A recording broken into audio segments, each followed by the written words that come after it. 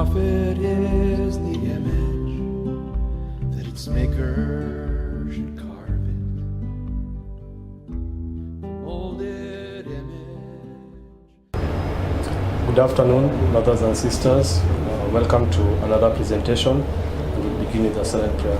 Habari za jioni ndugu na dada, na kurudi katika mafundisho mengine, na tutaanza na maombi.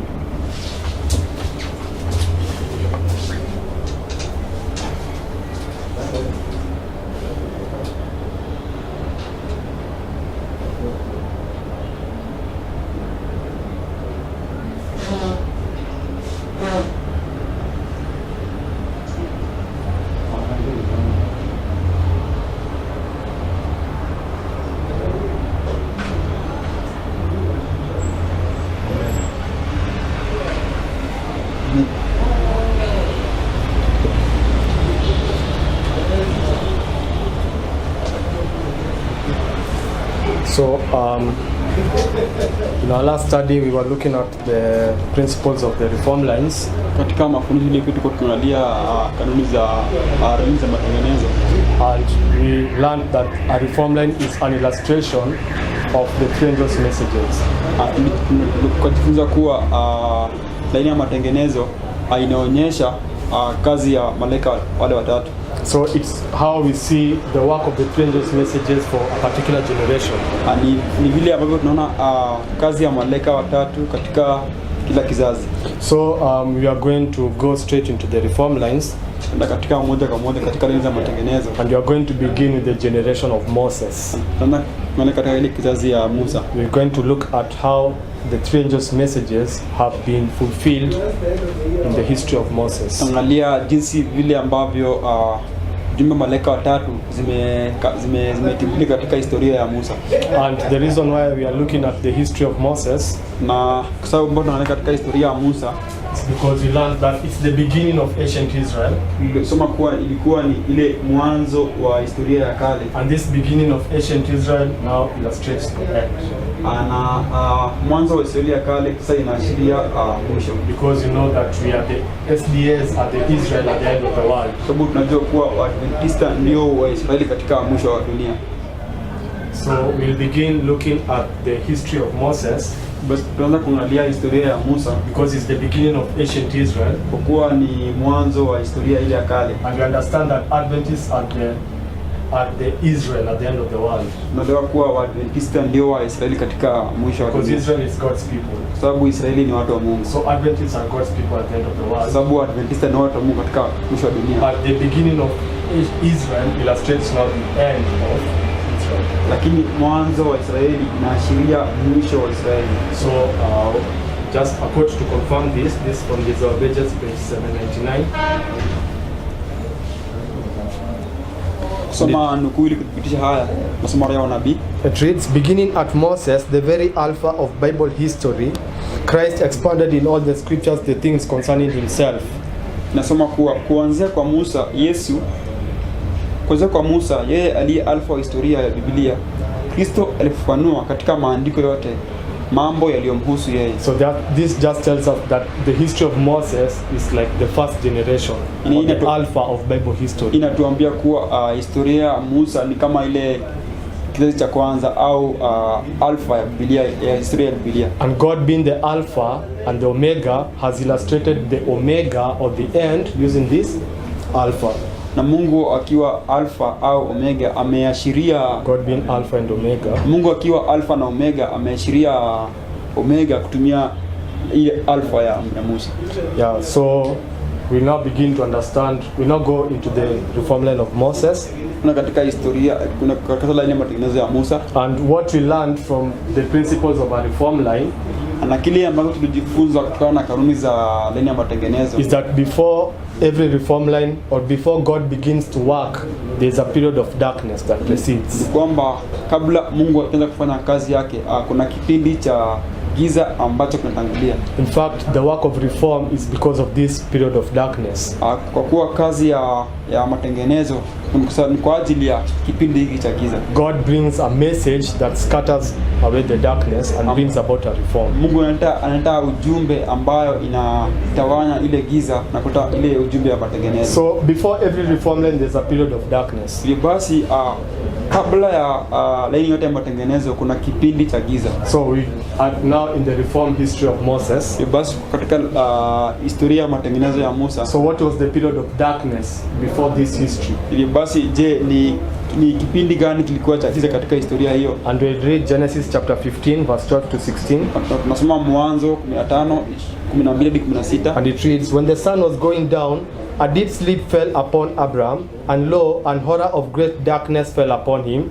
And he said unto Abram, know of a surety that thy seed shall be a stranger in a land that is not theirs, and shall serve them, and they shall afflict them 400 years. And also that nation whom they shall serve will I judge, and afterward they shall come out with great substance. And thou shalt go to thy fathers in peace, thou shalt be buried in a good old age.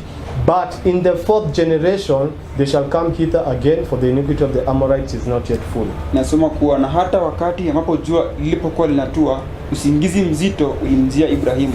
Na tazama, hofu ya giza kuu ukamwangukia. Akamwambia Ibrahimu, jua kwa uhakika kuwa uzao wako utakuwa mgeni katika nchi geni ambayo sio yao, nao watawatumikia, nao watawatesa kwa miaka 400. Na pia nchi hiyo ambayo wataitumikia itaihukumu, kisha baadaye wataondoka na mali nyingi. Nawe utaenda kwa baba zako kwa amani, wewe utazikwa katika miaka nzuri za uzee. Lakini katika kizazi cha 4 watakuja hapa tena, kwa kuwa dhambi ya Waamori bado haijajaa. Yeah, so under commentary on that verse from the Salvages, pages 31 to 34, it reads, but like the stars in the vast circuit of the appointed path, God's purposes know no haste and no delay. Through the symbols of the great darkness and the smoking furnace, God had revealed to Abraham the bondage of Israel in Egypt, and had declared that the time of their sojourning should be 400 years. Afterward, he said, shall they come out with great substance? Against that word, all the power of Pharaoh's proud empire battled in vain. On the self-same day appointed the divine promise, it came to pass that all the hosts of the Lord went out from the land of Egypt. Ili kufanua fungu tunasoma leo, nabii anasema kuwa lakini kama nyota katika msafara kubwa wa njia walioteuliwa, madhumuni ya Mungu hayajui haraka wala kuchelewa. Kupitia kwa ishara ya giza kuu na tanuru ya moshi, Mungu alimfunulia Ibrahimu utumwa wa Israeli kule Misri, na akatangaza kwa muda ambayo watakuwa wageni utakuwa ni miaka 400. Baadaye akasema wataondoka na mali nyingi. Dhidi ya neno hilo, nguvu zote za ufalme yenye kiburi ya Farao ulipigana kwa bure. Katika siku ile ile iliyoteuliwa katika hadi ya kiungu, ilifika kwamba watu wote wa Bwana walitoka katika nchi ya Misri. So the period of darkness, or the darkness marked in the Reformline of Moses, is actually the bondage in Egypt. Hiyo basi kile kipindi cha giza katika historia ya Musa ni kile kipindi ambacho tulikuwa katika utumwa kule Misri. So when we go to Reformline here, laini ya matengenezo, there's a period of darkness that precedes the time of the end. Kuna kipindi cha giza ambacho kinatangulia wakati wa mwisho. And in the line of Moses, now which is this line, katika laini ya Musa ambayo ni laini hii, there's a period of darkness marked here. Kuna kipindi cha giza ambacho kimeonyeshwa pale that precedes the work of this Reformline, ambayo tunatangulia kazi ya laini ya matengenezo. And we are told that this period of darkness is 400 years. Ambapo kwa kipindi cha giza ni miaka 400. But we are also told, na pia tumeambiwa, in the fourth generation they shall come hither again. Katika kizazi cha 4 watakuja hapa tena. So the children of Israel were to be in Egypt. Hiyo basi wana wa Israeli walikuwa wawe kule Misri until the time of the fourth generation, hadi katika kizazi cha 4. And in the fourth generation they were going to come out of Egypt. Na katika kizazi cha 4 walikuwa ni watoke kule Misri. So the first generation that went into Egypt was Levi. Hiyo basi kile kizazi cha kwanza, the sons of Jacob. Hiyo basi kile kizazi cha kwanza ambacho kilienda Misri ilikuwa ni wana wa Levi au wana wa Yakobo. The first generation that went to Egypt were the sons of Jacob. Kizazi cha kwanza ambacho kilienda kule Misri walikuwa ni wana wa Yakobo. So we begin counting from the sons of Jacob, 4 generations, and at the 4th generation we have the period when they are supposed to come out of Egypt. Hivyo basi tunaanza kuhesabu kuanzia wana wa Yakobo, na katika kizazi cha 4 ndipo tutapata kizazi cha 4. Yeah, so and we find this in Exodus chapter 6 verse 16 to 20. Na tunapata mambo kutoka 6:16 hadi 20. And then we just read. Na tutasoma. And these are the names of the sons of Levi according to their generations: Gershon and Kohath and Merari, and the years of the life of Levi were 137 years. The sons of Gershon, Libni and Shimi according to their families, and the sons of Kohath, Amram and Izah and Hebron and Uziel. And the sons of the life of Kohath were 133 years. And the sons of Merari, Mahali and Mushi. These are the families of Levi according to their generations. And Amram took Jochebed, his father's sister, to wife, and she bare him Aaron and Moses. And the years of the life of Amram were 137 years old. Nasoma kutoka 6 inasema kuwa, na haya ndiyo majina ya wana wa Lawi kulingana na vizazi vyao: Gershoni na Kohathi na Merari. Na miaka ya maisha ya Levi ilikuwa ni miaka 137. Wana wa Gershoni, Libni na Shimei kulingana na familia zao, na wana wa Kohathi, Amramu na Ishari na Hebroni na Uzieli. Na miaka ya maisha ya Kohathi ilikuwa miaka 133. Na wana wa Merari, Mahali na Mushi. Hizi ndizo familia za Levi kulingana na vizazi vyao. Na Amramu akamchukua Yokebedi, dada ya baba yake, kama mke, na akamzalia Haruni na Musa. Na miaka ya maisha ya Amramu ilikuwa 137. So we are told that the children of Israel will be in bondage in Egypt for 400 years. Tumeelezewa kuwa wana wa Israeli watakuwa katika utumwa kwa kipindi cha miaka 400. But I hope you know that it's not actually 400 years that they are in Egypt. Lakini tunajua kuwa hawako kule Misri kwa kipindi cha miaka 400. When do we begin marking these 400 years? Ni wapi ambapo tunaanza kuona miaka hizi 400? Were the children of Israel in Egypt for 400 years? Je, wana wa Israeli walikuwa So what does this mean that they are in bondage for 400 years? Ina maana gani walikuwa katika utumwa kwa miaka 400? So this 400 years begins to be marked from the time Isaac is persecuted by Ishmael. Basi kipindi hii ya miaka 400 inaanza kuhesabiwa pale ambapo Isaka alikuwa kwa utumwani kwake, na alikuwa kiteswa na yule Ishmaeli. So actually they are not 400 years in Egypt, but it's 400 years of bondage, of persecution. Basi si miaka 400 kule Misri, bali ni miaka 400 ya mateso au ya kuteswa. Because the persecution begins from the time of Isaac, and then they go into Egypt, and then it continues. Sababu mateso unaanza wakati wa Isaka, kisha baadaye waenda kule Misri. Yeah, but what I want us to see is that it is said that after they go into Egypt, in the 4th generation they shall come out. Kile ambacho ningependa tuone ni kuwa imesemekana kuwa wataenda kule Misri, bali katika kile kizazi cha 4 wanatoka kule Misri. So what this teaches us is the time of the end always marks the 4th generation. Kile ambacho inatufunza kuwa ni wakati wa mwisho kila mara inaashiria kile kizazi cha 4. So this waymark here marks the 4th generation. Basi ile hatua iliko pale inaashiria au inaonyesha kile kizazi cha 4. And so when we bring it down here, we know that we are the 4th generation of Adventists. Tunapoleta hapa chini tunajua kuwa sisi ndio kizazi cha 4 cha Waadventista. So this is what it means by strikingly similar, in that whatever characteristic we apply to this first waymark applies all through. Hii ndio ina maana kuwa kuna ulinganifu wa karibu sana, kwa kuwa kila fundisho ya kila hatua tunaona kuwa inafanana na zile zingine ambazo zinafuata.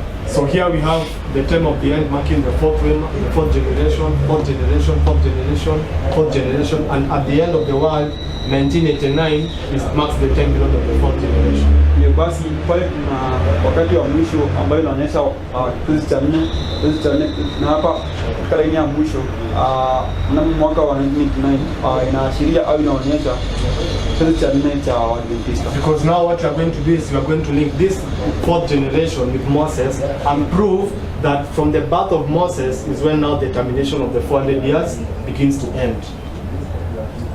I'm saying we are going to show that this birth of Moses is the fourth generation. Tunataka kuonyesha kuwa uzaliwa wa Musa ni kizazi cha nne, and so it marks the time of the end when this generation now begins to be saved. Hivyo basi inaonyesha wakati wa mwisho ambapo kizazi hiki kinaanza kuokolewa. So let's prove Moses is the fourth generation. Hivyo basi acha tudhibitishe kuwa Musa ni kizazi cha nne. And from Exodus 6:16 to 20 we get the genealogy of Moses. Kutokana na Exodus kutoka 6 ambapo tumesoma tunaona uzao wa Musa, and we learn that the first generation is marked by Jacob's sons. Tumeona kuwa uzao wa kwanza unaonyeshwa na wana wa Yakobo, because they are the one who went down into Egypt for the first time. Kwa kuwa hao ndio wenda kule Misri kwa mara ya kwanza. And now in the fourth generation they were going to come out. Na sasa kwa kizazi cha nne ilikuwa inatoka kule Misri. So the first generation which will be the son of Jacob will be Levi. Hiyo basi kizazi cha kwanza kitakuwa ni kizazi cha Levi. And we are told that Levi begat Kohath. Tumeambiwa kuwa Levi akamzaa Kohath. And Kohath begat, and the sons of Kohath were Amram, Izhar, Hebron. So Amram, tunakuwa wana wa Kohath walikuwa ni Amram. And Amram took him Jochebed, and Amram took him Jochebed, his father's sister, to and bear Moses. Na Amram akamchukua Yokebedi dada baba yake kisha akamzaa Musa. So we see Levi, Kohath, Amram, and then Moses. Tuna Levi, Kohath, Amram kisha baadaye Musa. And this shows that Moses is the fourth generation. Inaonyesha kuwa Musa ni wa kizazi cha nne. And the promise was that in the fourth generation they will come out. Na hadi ilikuwa ni kuwa katika kizazi cha nne watatoka nje. So the birth of Moses here begins the fourth generation. Basi kuzaliwa kwa Musa pale unaonyesha mwanzo wa kizazi cha nne. And this is where the coming out begins, coming out of Egypt. Hapa ndipo kule kutoka nje ya Misri kunaanza. So this Reformline is going to be about coming out of Egypt. Basi laini ya Matengenezo itakuwa ni kuhusu kutoka kule Misri, which just illustrates coming out of the world and coming out of sin, ambayo inaonyesha tu kutoka kwa dunia au kutoka katika dhambi. So how does God begin to save us from sin? Hivyo basi ni jinsi gani Mungu anaanza kukomboa kutokana na dhambi? He begins it at the fourth generation. Anaianza katika kizazi cha nne, which for us we mark it at 1989. Ambayo kwetu ni 1989. So what you understand is that now is the time of the end. Kile ambacho tunaelewa kuwa hiyo ndio wakati wa mwisho. The birth of Moses is the time of the end. Kuzaliwa kwa Musa ni wakati wa mwisho. And so we know that there is a first message, the first angel's message that has arrived at that point. Tunajua kuwa kuna ujumbe wa kwanza ambao umewasili katika hatua hiyo. Because it is a principle that the first angel's message arrives at the time of the end. Kwa kuwa ni kanuni ujumbe wa malaika wa kwanza unawasili katika wakati wa mwisho. But what we learn is that when this message arrives, it's not understood. Lakini kile ambacho tulisema kuwa ni wakati hapo malaika huyu anafika, ujumbe hii haieleweki kwa mara ya kwanza. At the time of the end, there's an increase of knowledge. Katika wakati wa mwisho kuna maongezeko ya maarifa. When the first angel message arrives, there's an increase of knowledge on it. Wakati ambapo malaika kwanza anafika kuna maongezeko ya maarifa kuihusu. So we understand that many did not understand the work that was going to happen here. Tunaelewa kuwa kunao wengi ambao hawakuelewa kazi ambayo ina katika kipindi hii. If they had understood the prophecy of Abraham, iwapo wangeelewa unabii wa Ibrahimu, then they would have known about the arrival of this angel, of this message. Wangeelewa kuwasili kwa malaika huyo, which is a message of their deliverance, ambayo ni ujumbe kuhusu ukombozi wao. But they don't understand it when it arrives. Lakini hawaelewi inapofika. So what happens? nini inatendeka baadaye. There's an increase of knowledge on it. Kuna muongezeko wa maarifa juu yake. And so let's see who increased in knowledge about what was going to happen in that history. So tata tuone ni nani ambaye alikuwa anaongeza maarifa katika historia hii. This is Patriarchs and Prophets, page 242, paragraph 2. Hii ni roho ya unabii ambaye amesema. And so it reads, the king and his counselors had hoped to subdue the Israelites with hard labor and thus decrease their numbers and crush out their independent spirit. Failing to accomplish their purpose, they proceeded to more cruel measures. Orders were issued to the women whose employment gave them opportunity for executing the command to destroy the Hebrew male children at their birth. Satan was the mover in this matter. He knew that a deliverer was to be raised up among the Israelites, and by leading the king to destroy their children, he hoped to defeat the divine purpose. But the women feared God and dared not execute the cruel mandate. The Lord approved their cause and prospered them. The king, angry at the failure of his design, made the command more urgent and extensive. The whole nation was called upon to hunt and slaughter his helpless victims. And Pharaoh charged all his people, saying, every son that is born, ye shall cast out into the river, and every daughter ye shall save alive. While this decree was in full force, a son was born to Amram and Jochebed, devout Israelites of the tribe of Levi. The babe was a goodly child, and the parents, believing that the time of Israel's release was drawing near and that God would raise up a deliverer for his people, determined that their little one should not be sacrificed. Faith in God strengthened their hearts, and they were not afraid of the king's commandments. Inasema kuwa mfalme na washauri wake walitumai kuwashinda Waisraeli kwa nguvu kupitia kazi ngumu, na hivyo kushusha idadi yao na kuvunja roho zao huru. Kushindwa kuyafikia malengo yao, walichukua hatua mbaya. Amri zilitolewa kwa wanawake ambao kazi yao iliwapa nafasi ya kutekeleza amri hiyo ya kumuua mwana wa kiume wa Kiebrania wakati wa kuzaliwa. Shetani alikuwa mshawishi katika jambo hili. Alijua kuwa mkombozi atatolewa miongoni mwa Waisraeli, na kwa kumuongoza mfalme kuwaua watoto, alitumai kuzishinda malengo ya kiungu. Lakini wanawake walimwogopa Mungu, nao hawakudhubutu kutekeleza idhini mbaya. Bwana alidhinisha mwendo wao na akawafanikisha. Mfalme akiwa amekasirishwa na kushindwa kwa malengo yake, akatoa amri ya dharura ya napana. Taifa lote liliitwa kuwawinda na kuwachinja waathirika wake wasiokuwa na msaada.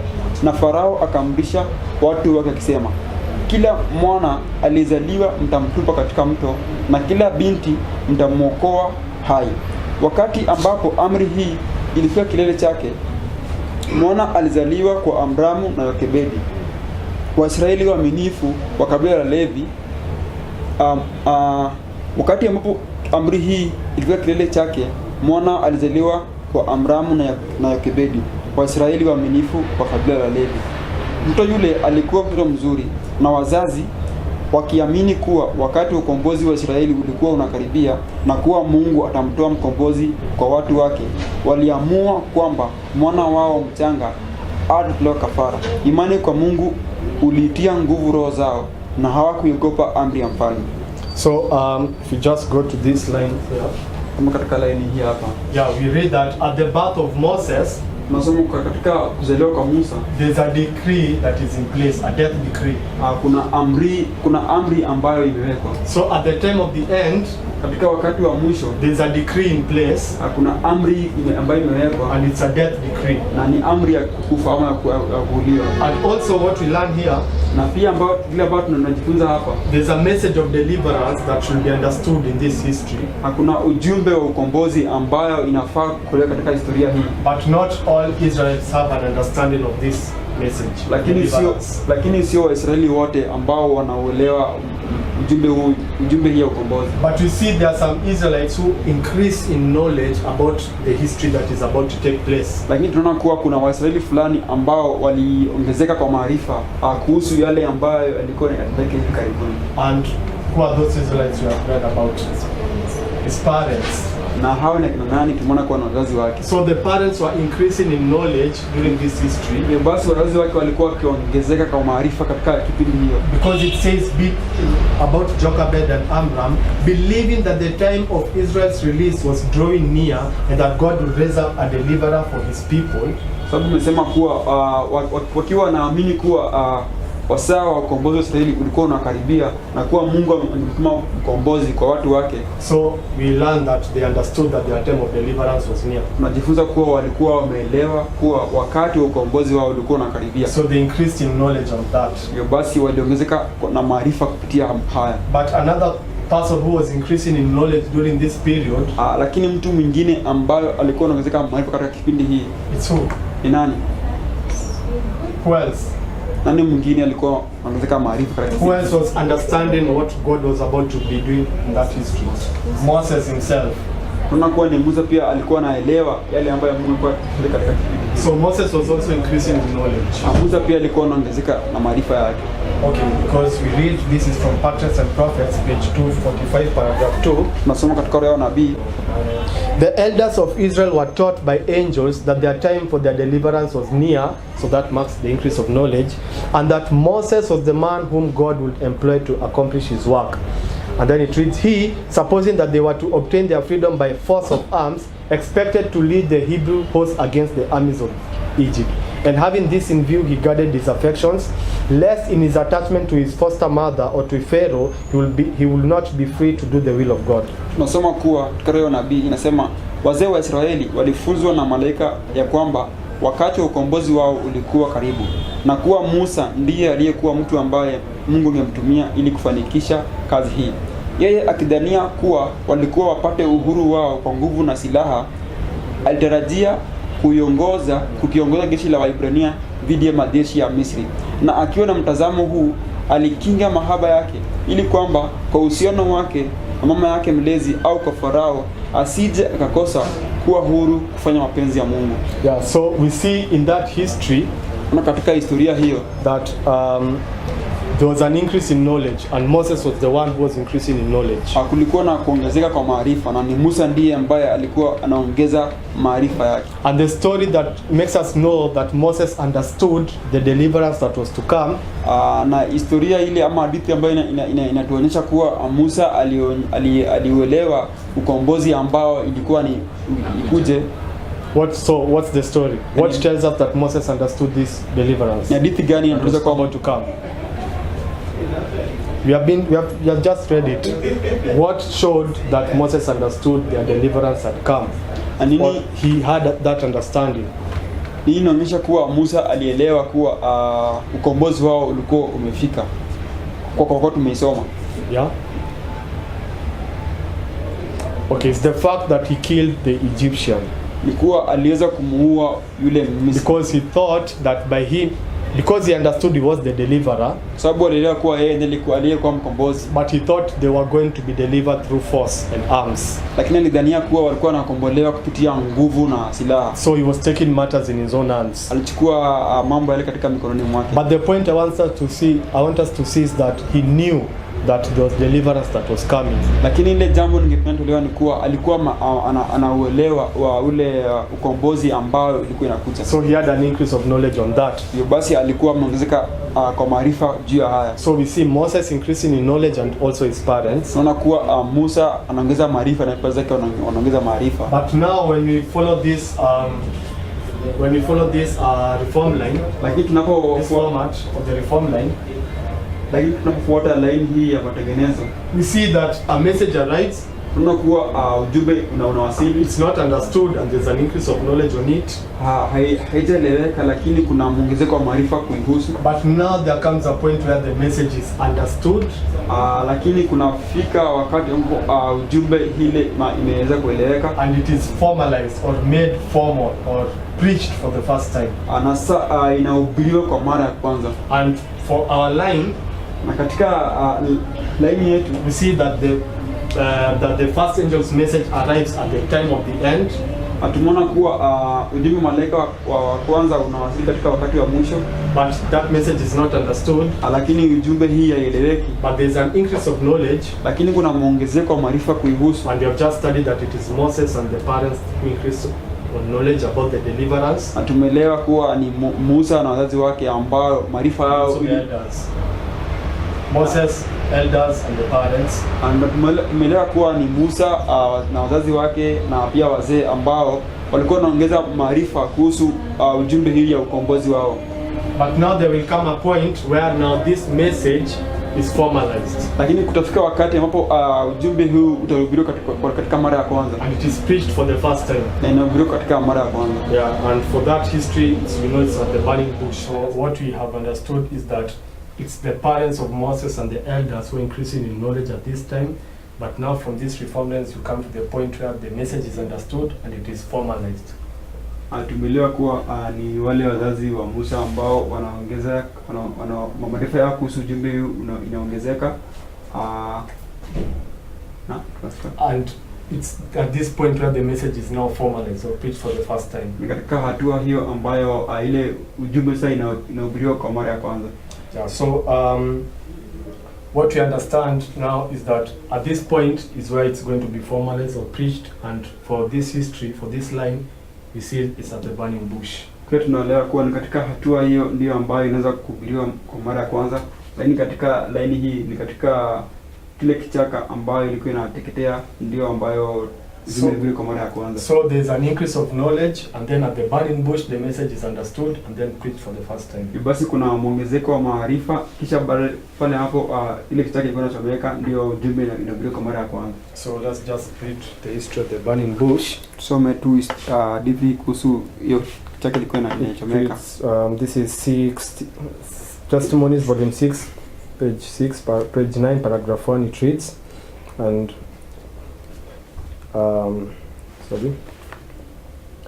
and the angel appeared unto him. Okay, now Moses kept the flock of Jethro, his father-in-law, the priest of Midian, and he led the flock to the backside of the desert, and came to the mountain of God, even to Horeb. And the angel of the Lord appeared unto him in a flame of fire out of the midst of a bush. And then it jumps down to read, and the Lord said, I've surely seen the affliction of my people which are in Egypt, and I've heard their cry by reason of their taskmasters. For I know their sorrows, and am come down to deliver them out of the hand of the Egyptians. And then it reads, Now therefore, behold, the cry of the children of Israel is come unto me, and I have also seen the oppression wherewith the Egyptians oppressed them. Come now therefore, and I will send thee unto Pharaoh, that thou mayest bring forth my people. It's God's purpose to manifest through his people the principles of his kingdom. Okay, yeah, so I think there's a mix up there, but so from this quote, it's just giving us the narrative of the burning bush, and now where at the burning bush is now where Moses understands that he is supposed to deliver God's people.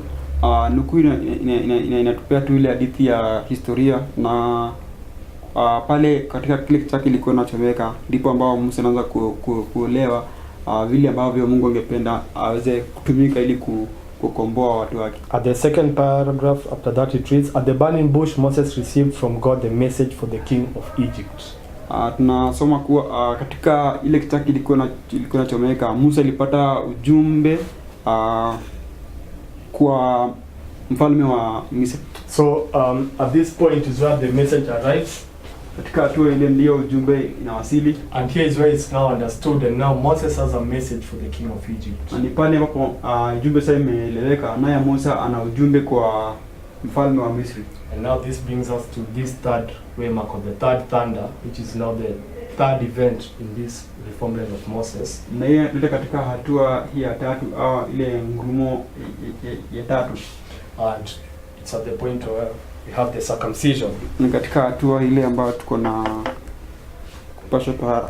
So just to understand that waymark, ili kuelewa hatua hiyo, when we go to this line here, na katika laini hii hapa, we see that at this point, or at the third waymark, is where the first that had arrived is now confirmed to be true. Kuna katika hatua hiyo ndio ule wa kwanza ambaye kama wasili anadhibitisha kuwa kweli. So at this waymark we have marked circumcision. Katika hatua hii tumeonyesha kutahiriwa. So this event is supposed to confirm the message that arrives here. Tukio hiyo inapaswa kudhibitisha ile ujumbe ambayo iliwasili pale mwanzo. So the circumcision marked here is supposed to confirm the message that arrived here. Basi kutahiriwa pale inapaswa kudhibitisha ile ujumbe ambayo ilipeanwa pale mwanzo. And the message that arrives here is about the deliverance of God's people. Ana ujumbe ambao iliwasili pale ni kuhusu kukombolewa kwa watu wa Mungu. It's about the fulfillment of which prophecy? Ni kuhusu utimilifu wa unabii. Which prophecy? 400 given by who?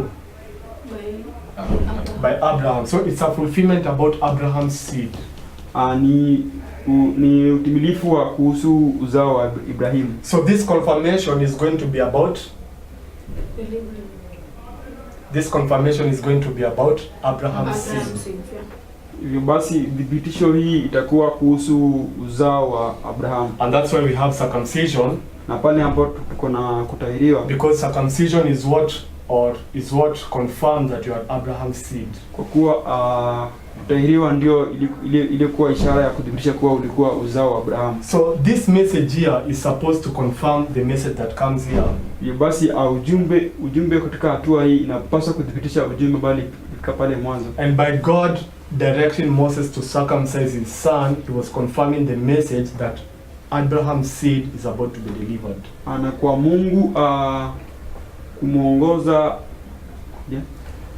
by God directing Moses to circumcise his son, kwa Mungu kumuongoza Musa kumtahiri mwanawe, he was confirming the message that arrived here that the deliverance of Abraham's seed is near. Alikuwa akithibitisha ujumbe ambao ulifika pale mwanzo kuwa ukombozi wa uzao wa Abrahamu umekaribia. So this is just confirming what is said about Abraham's seed here. Basi hatua hii inadhibitisha kile ambacho kilinenwa kuhusu uzao wa Abrahamu pale mwanzo. And what shows your Abraham's seed is circumcision. Na kile ambacho kinadhihirisha kuwa wewe ni uzao wa Abrahamu ni kutahiriwa. So it confirms that message. Basi inadhibitisha ujumbe huu. And so we read basi tunasoma Exodus chapter 4 verse 19 to 28, and I'll just read some portions. This is about the circumcision. And the Lord said unto Moses in Midian, Go, return into Egypt, for all the men are dead which sought thy life. And Moses took his wife and his sons and set them upon an ass and returned to the land of Egypt. And Moses took the rod of God in his hand, and it goes on to read, and it came to pass by the way in the inn that the Lord met him and sought to kill him. Then Zipporah took a sharp stone and cut off the skin of her son and cast it at his feet and said, Surely a bloody husband art thou to me. So he let him go. Then she said, a bloody husband thou art because of the circumcision. Inasoma katika Kutoka sura ya 4 inasema, na Bwana akamwambia Musa kule Midiani, enda rudi Misri, kwa kuwa watu wote wamekufa ambao walikufuata maisha yako. Na Musa akamchukua mkewe na wanawe na akawaweka juu ya punda na akarudi katika nchi ya Misri. Na Musa akachukua fimbo ya Mungu mikononi mwake. Na hata ikawa kando ya njia karibu na nyumba ya wageni, ya kuwa Bwana alikutana naye na akanuia kumuua. Kisha Zipora akachukua jiwe kali na akakata ngozi ya vuga la mwanawe na akakitupa miguuni pake. Kwa kweli mno hatia kwangu. Hivyo malaika akamwacha aende zake. And just to confirm that the circumcision is linked with Abraham's seed, or the prophecy of Abraham's seed that was coming to an end, na ili kudhibitisha kuwa kupasha tohara au kutahiriwa umeunganishwa na uzao wa Ibrahimu. It reads from Patriarchs and Prophets, page 138, paragraph 2. At this time the rite of circumcision was given to Abraham as a seal for the righteousness of the faith which he had yet been uncircumcised. It was to be observed by the patriarchs and descendants as a token that they were devoted to the service of God and thus separated from idolaters, and that God accepted them as his peculiar treasure. By this rite they were pledged to fulfill on their part the conditions of the covenant made with Abraham. Nasoma katika roho ya nabii nasema kuwa katika wakati huu baada ya kutahiriwa ulipewa Ibrahimu kama muhuri wa haki ya imani ambayo alikuwa nayo hata kabla ya kutahiriwa. Ilikuwa izingatiwe na mzee na watoto wake kama ishara ya kuwa walikuwa wamejitoa kwa huduma ya Mungu, na hivyo basi wametengwa na wabudu sanamu, na kwamba Mungu aliokubali kama hazina yake ya pekee. Kwa ibada hii walikuwa wamewekwa rehema wamewekwa rehani kutimiza kwa upande wao masharti ya agano uliofanywa na Ibrahimu. So we see the link between Abraham's prophecy of 400 years and the circumcision. Tunaona kuunganika kwa nabii wa Ibrahimu na kupashwa tohara au kutahiriwa. So circumcision was confirming the message about Abraham's seed. Basi kutahiriwa ulikuwa unadhibitisha unabii kuhusu uzao wa Ibrahimu. We continue on the commentary on that narrative by Sister White, Patriarchs and Prophets, page 255, paragraph 5. On the way from Midian, Moses received a startling and terrible warning of the Lord's displeasure. An angel appeared to him in a threatening manner, as if he would immediately destroy him. No explanation was given, but Moses remembered that he had disregarded one of God's requirements, yielding to the persuasion of his wife.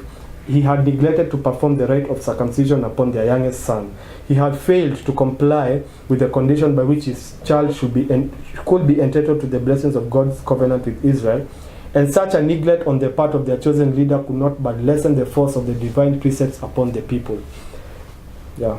Tunasoma leo nabii anasema kuwa njiani kutoka Midiani, Musa alipokea onyo la kustajabisha na la kutisha ya hasira ya Bwana. Malaika alimtokea kwa njia ya kutisha kama ambaye angemuua mara moja. Hakuna maelezo uliopeana, lakini Musa alikumbuka kuwa alikuwa hajazingatia moja kati ya masharti za Mungu, kukabiliana na ushawishi wa mkewe. Alikuwa amepuuza kufanya ibada ya kutahiriwa juu ya mwanawe mdogo. Alikuwa ameshindwa kuridhiana na sharti ambalo kwalo mtoto wao angestahiki mibaraka za ahadi ya Mungu na Israeli. Na mapuuza kama hayo kwa upande wa kiongozi wao aliyechaguliwa haungefanya lolote, bali ungeshusha tu uwezo wa kanuni za kiungu juu ya watu. So we see that the circumcision was an act to confirm the message of Moses. Tunakuwa kutahiriwa ulikuwa ni kitendo cha kudhibitisha kitendo cha Musa. But when we come to this line, Mbona katika laini hii we see that at the circumcision there's an angel that descends. Na katika pale hapo kuna kutahiriwa, kuna malaika ambaye anashuka. And in our line, in our template, we see that at this point, at the third thunder, is also where we have an arrival of the second angel. Na katika line hii tunaona kuwa ni pale ambapo malaika kwanza anadhibitishwa, ndio pia tuna kuwasili kwa malaika wa pili. Yeah, so the first angel is confirmed and then another angel arrives. Basi malaika yule wa kwanza anadhibitishwa na malaika yule wa pili anawasili. So in the line of Moses, we have the first angel confirmed here at the circumcision.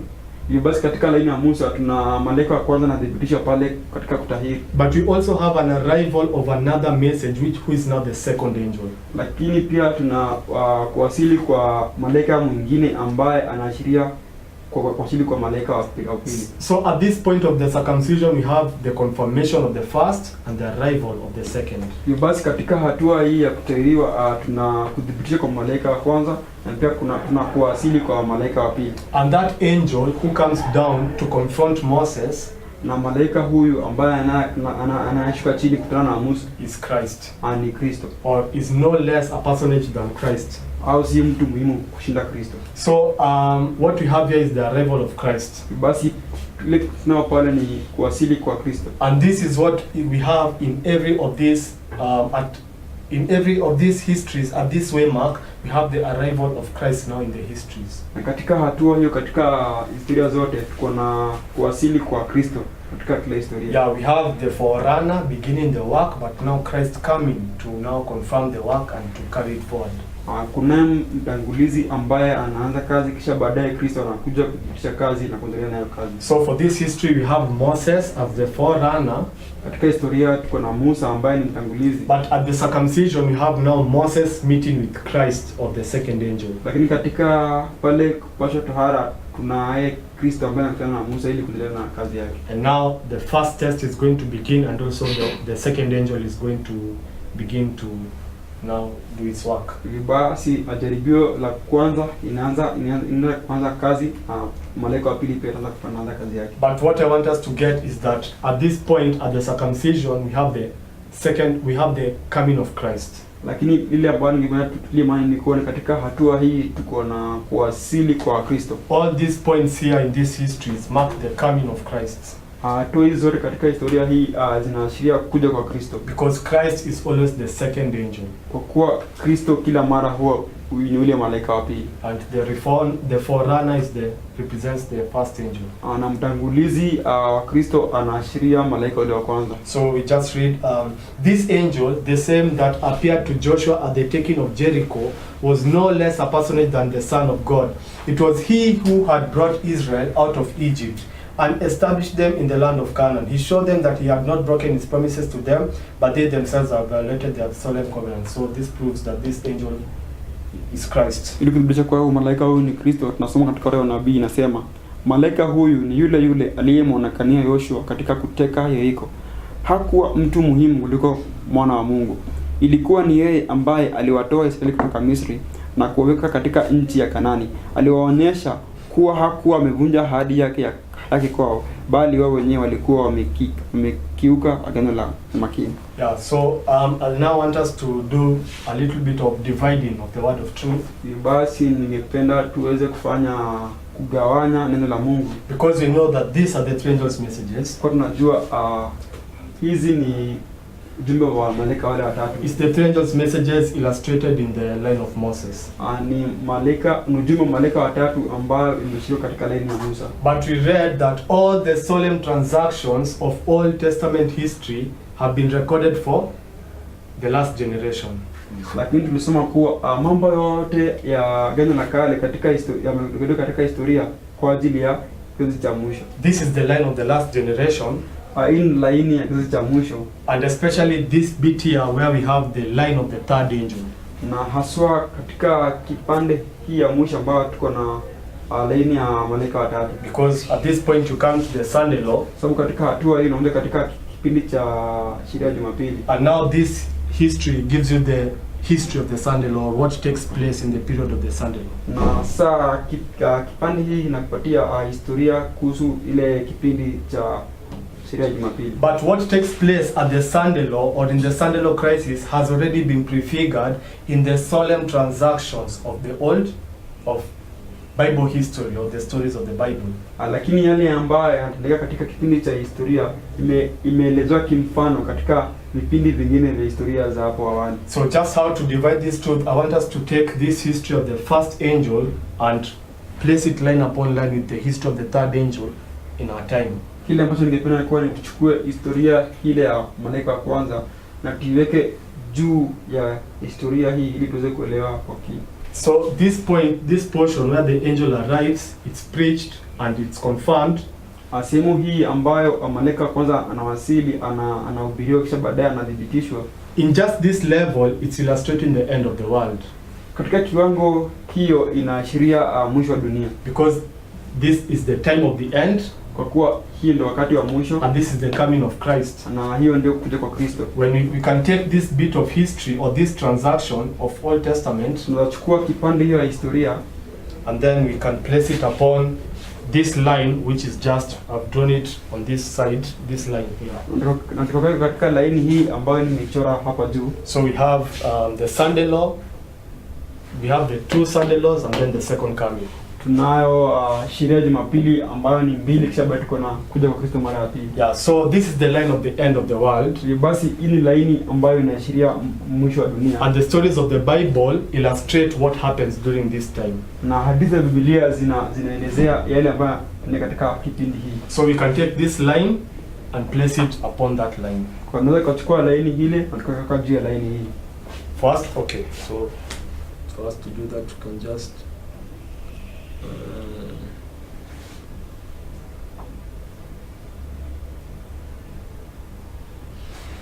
and then here we have birth of Moses. Kwa tuna kuzaliwa kwa Musa. Here we have burning bush.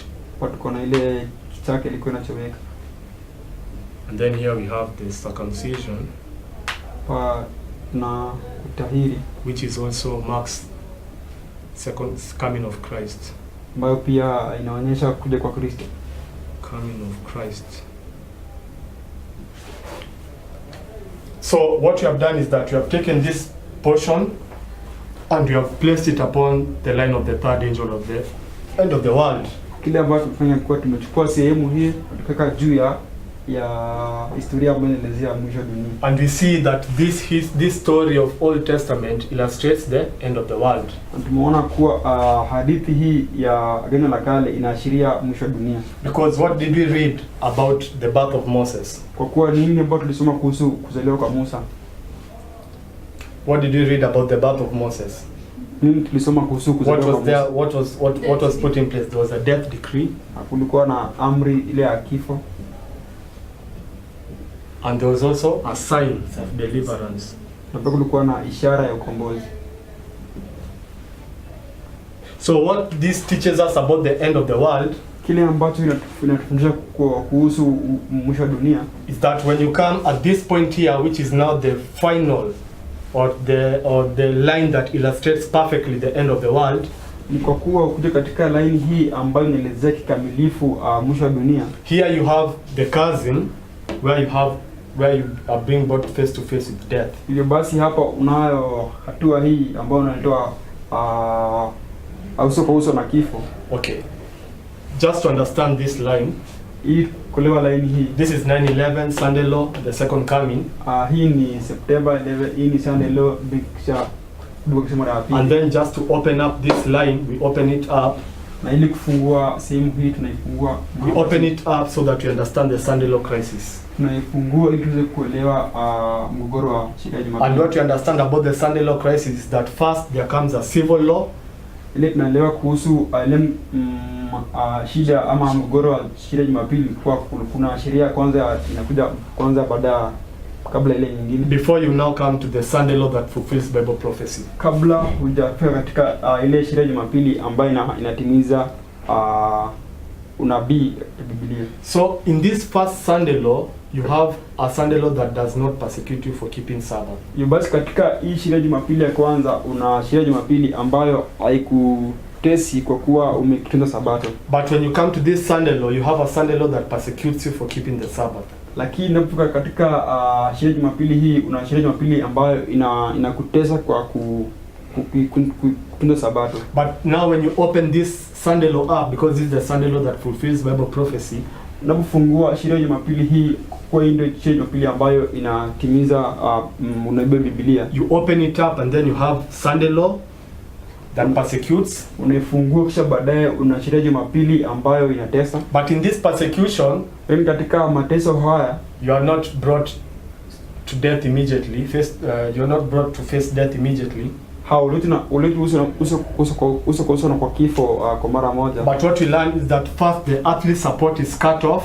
Lakini tunaelewa kuwa ule msaada wa kidunia unatolewa. And it will finally be decided that they should be put to death. Na itaamuliwa baadaye ya kwamba wauliwe. So here is where you have the Sunday law that persecutes, and then here you are brought face to face with death.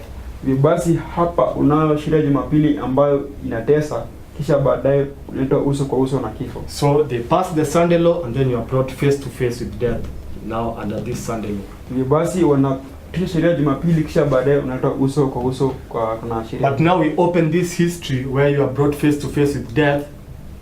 Kisha baadaye tunafungua historia hii ambayo unaitwa uso kwa uso kwa na kifo. And this is now what brings us to this line. Na hii ndio ambayo inatoka katika line. So here is where you face death. Hapa ndio ambao unakumbana na kifo. And when we open it up, it's here.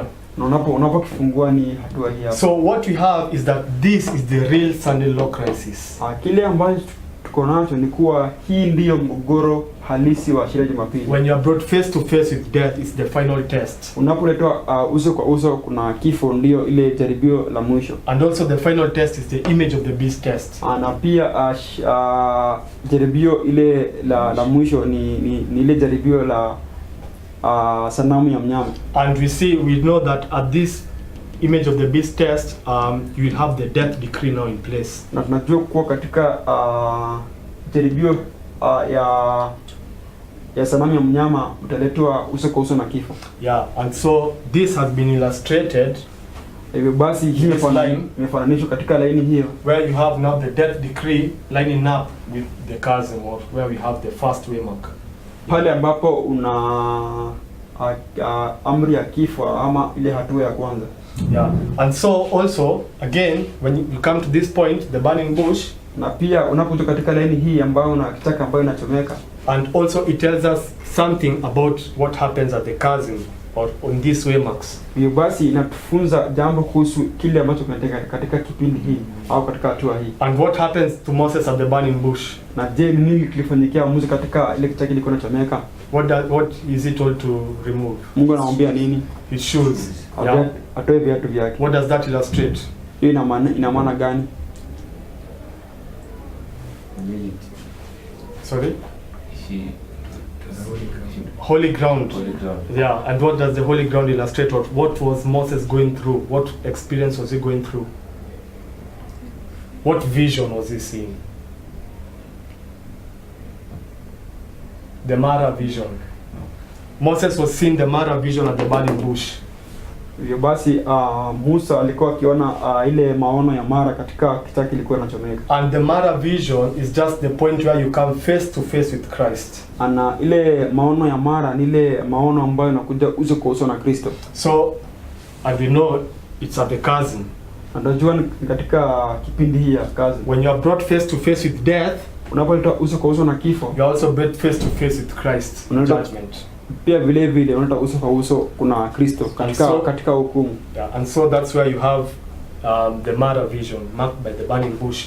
Basi hapo ndipo unapata ile maono ya Mara kwa Kiebrania katika kichaka ambayo inachomeka. So this line of Moses actually follows this line, because this line, okay, this line is just this line. So this line is our main focus. The Sunday law, face to face with death, and then the second coming. Basi laini hii ya Musa inaashiria tu laini, kwa kuwa tunaashiria Jumapili, unaenda uso kwa uso na kifo, kisha baadaye kuja Kristo mara ya pili. Because here is where you have the death decree in place.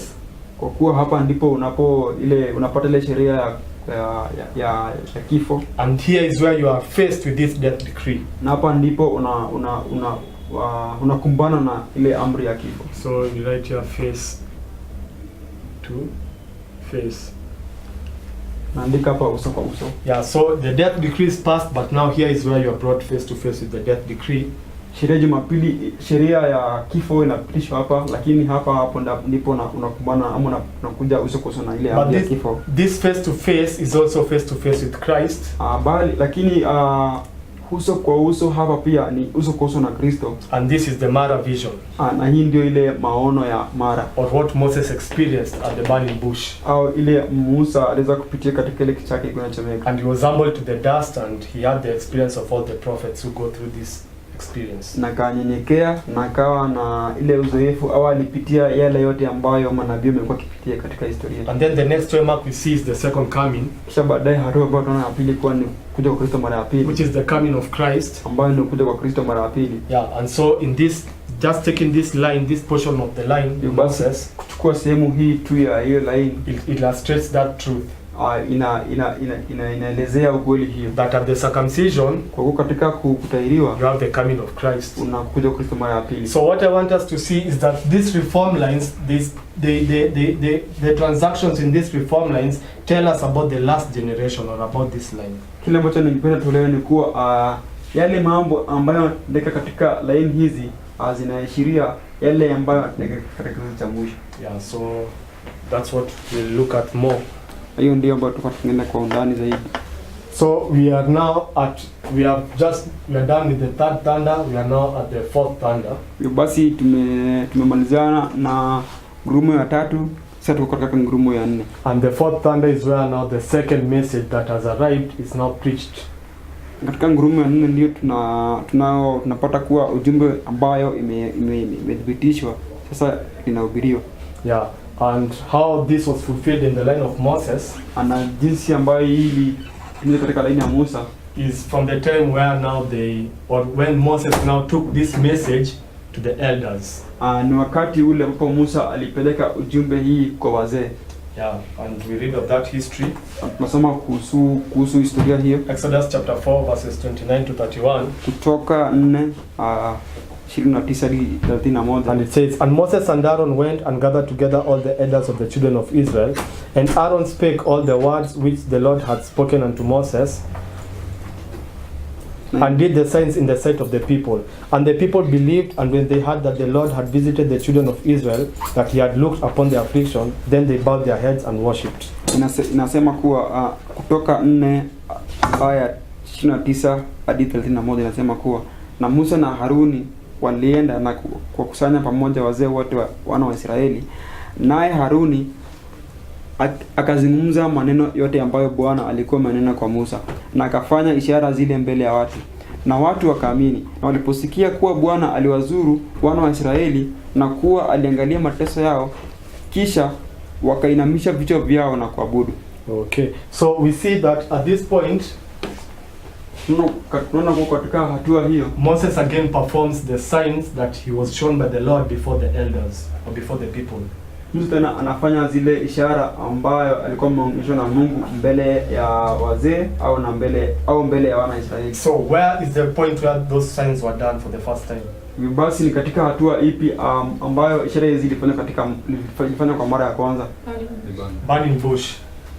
At the burning bush is where they were done for the first time. Ni katika ile kichaka ambayo ilikuwa inachomeka ndio zile ishara zilifanywa kwa mara ya kwanza. So at this point is only that is being repeated now with power.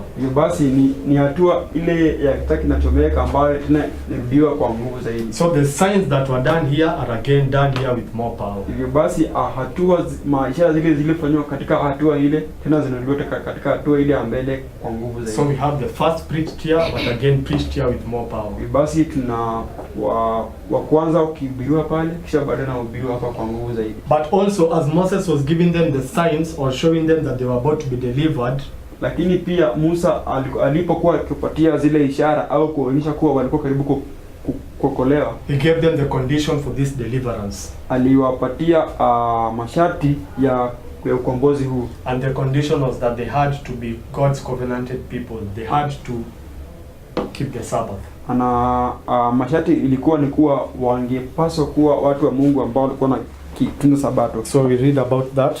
Basi tunasoma kuhusu huyo. In their bondage the Israelites had some extent lost the knowledge of God's law and they had departed from its precepts. The Sabbath had been generally disregarded and the exactions of their taskmasters made its observance apparently impossible. But Moses had shown his people that obedience to God was the first condition of deliverance, and the efforts made to restore the observance of the Sabbath had come to the notice of their oppressors. Tunasoma kuwa kwa utumwa wao Waisraeli kwa kiasi walikuwa wamepoteza maarifa ya sheria ya Mungu, nao walikuwa wameacha kanuni zake.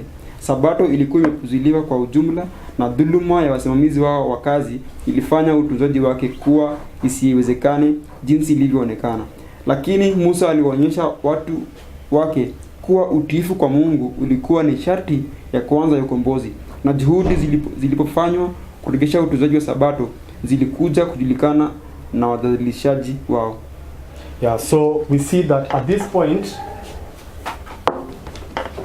at the fourth thunder, katika hatua hii au katika ngurumo ya 4, Moses now tells them that they have to continue, they have to begin to keep the Sabbath as they used to do before. Musa anaambia kuwa wanapaswa kuendelea kutunza Sabato vile ambavyo walikuwa kufanya hapo awali. That is the first condition for deliverance. Hiyo ndio sharti ya kwanza ya kukombolewa. And we see that this is the line of their deliverance. Tunaona kuwa hii ndio laini ya ukombozi wao. So here is where the foundation for their deliverance was laid. Hivyo basi katika hatua hii ndio msingi wa ukombozi wao uliwekwa. This is what they first had to be done before the deliverance could take place. Hivyo basi hii ndio jambo ambalo walipaswa kufanya la kwanza kabla ukombozi wao hujafanya. So we'll see that it is at this point, at the fourth thunder, where always the foundation is laid for the work that is done for that history.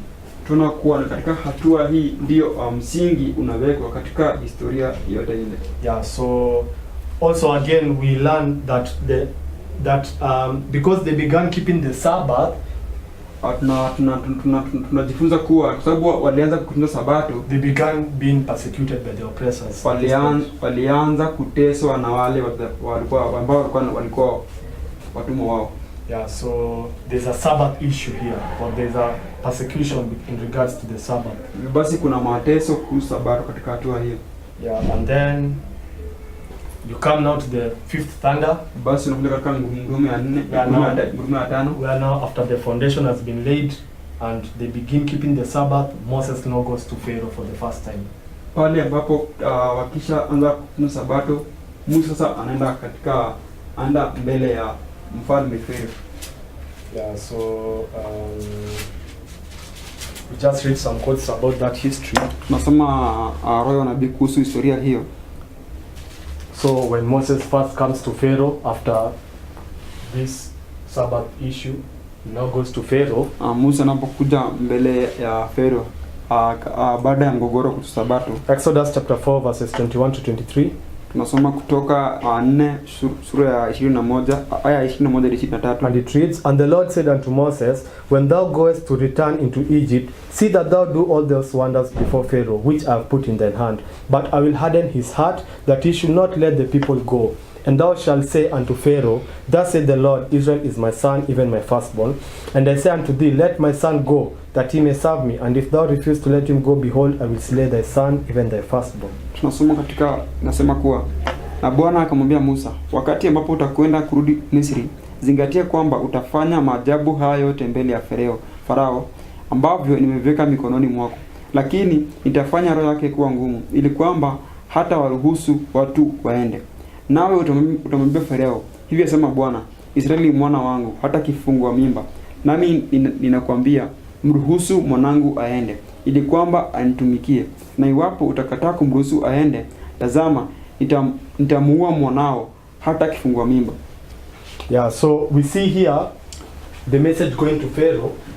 Naona hapa kuwa ujumbe unamwendea Farao, but Pharaoh's heart is hardened. Lakini roho ya Farao unafanya kuwa mgumu. Yeah, and so this marks the point of where the second message is confirmed. Hii inaonyesha hatua ile ambayo ujumbe malaika wa pili ama ujumbe ule wa pili unadhibitishwa. Because what's the second angel's message? Sababu ujumbe wa pili inahusu nini?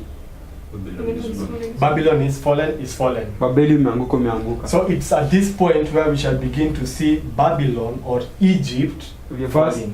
Basi katika hatua hii ndiyo ambapo tunaweza kuona Babeli au Misri ikiwa imeanguka. Because the fall of Egypt illustrates the fall of the fall of Egypt illustrates the fall of Babylon. Basi kwa kuwa kuanguka kwa Misri unaashiria kuanguka kwa Babeli. And the fall of Egypt just illustrates the fall, or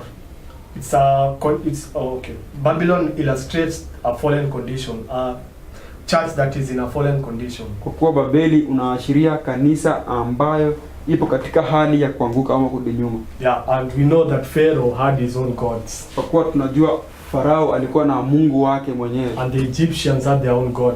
Na Wamisri walikuwa na miungu yao. But the message that had come to Pharaoh is that there is a true God. Lakini ujumbe ambao ulimjia Pharaoh ni kuwa kunaye Mungu wa kweli. And that he should let his people go so that they may go and worship the true God. Na ulikuwa ni kuwa Farao ruhusu watu wa Mungu waende ili wamwabudu Mungu wao. But Pharaoh rejected the true God. Lakini Farao alimkataa ule Mungu wa kweli. So by Pharaoh rejecting the true God, it's illustrating how the churches at the end of the world will reject the true message. Farao kumkataa ule Mungu wa kweli unaashiria vile ambavyo makanisa yatamkataa, wataukataa ujumbe ule wa kweli. And the churches rejecting God's message is Babylon. Babylon is fallen. Na makanisa kukataa ujumbe wa kweli ni ile Babeli imeanguka. So this is Patriarchs and Prophets, page 259. It reads, "Tidings of them and of the interest they were exerting among the people had already reached the king. His anger was kindled. Wherefore do ye, Moses and Aaron, let hinder the people from their works? He said, Get you unto your burdens. Already the kingdom had suffered loss by the interference of these strangers. At thought of this he added, Behold, the people of the land now are many, and ye make them rest from their burdens." Tunasoma katika roho nabii kuelezea historia hiyo, inasema kuwa ujumbe yao na mvuto ambao walikuwa wanasisimua miongoni mwa watu ulikuwa umeshafika tayari kwa mfalme. Hasira yake iliwaka. Kwa nini ninyi Musa na Haruni mnaruhusu watu kutoka kwa kazi zao? Alisema, rudini kwa mizigo zenu. Tayari ufalme ulikuwa umeteseka kwa hasara, kwa muingiliano wa hawa wageni. Kwa kuwaza juu ya hii aliongeza, tazama watu wa nchi ni wengi sasa, na ninyi mnawafanya kupumzika kutoka mzigo zao. Yeah, so another quote to read with that, this is Exodus chapter 5 verses 1 to 12. Now when Moses introduced the Sabbath again, and this is what happened. And afterward Moses and Aaron went in and told Pharaoh, thus said the Lord God of Israel, let my people go, that they may hold a feast unto me in the wilderness. And Pharaoh said, who is the Lord that I should obey his voice to let Israel go? I know not the Lord, neither will I let Israel go. And they said, the God of the Hebrews hath met with us. Let us go, we pray thee, 3 days' journey into the desert, and sacrifice unto the Lord our God, lest he fall upon us with pestilence or with sword. And the king of Egypt said unto them, wherefore do ye, Moses and Aaron, let the people from their works, get you unto your burdens. And Pharaoh said, behold, the people of the land now are many, and he make them rest from their burdens. And Pharaoh commanded the same day the taskmasters of the people and their officers, saying, you shall no more give the people straw to make brick, as heretofore let them go and gather straw for themselves. And the tale of the bricks which they did make heretofore, you shall lay upon them, you shall not diminish aught thereof, for they be idle. Therefore they cry, saying, let us go and sacrifice to our God. Tunasoma katika Kutoka 5 aya ya kwanza hadi 12, nasema waruhusu watu wangu waende, ili kwamba wakanifanyie sherehe jangwani. Naye Farao akasema, Bwana ni nani ili kwamba nitii sauti yake na kuruhusu Israeli iende? Simjui mimi Bwana, wala sitairuhusu Israeli iende. Na mfalme wa Misri akamwambia, kwa nini ninyi Musa na Haruni mnaruhusu watu kutoka kwa kazi zao? Rudini kwa mizigo zenu. Na Farao akasema, tazama watu wa nchi ni wengi sasa, na ninyi mwafanya kupumzika kutoka mizigo zao.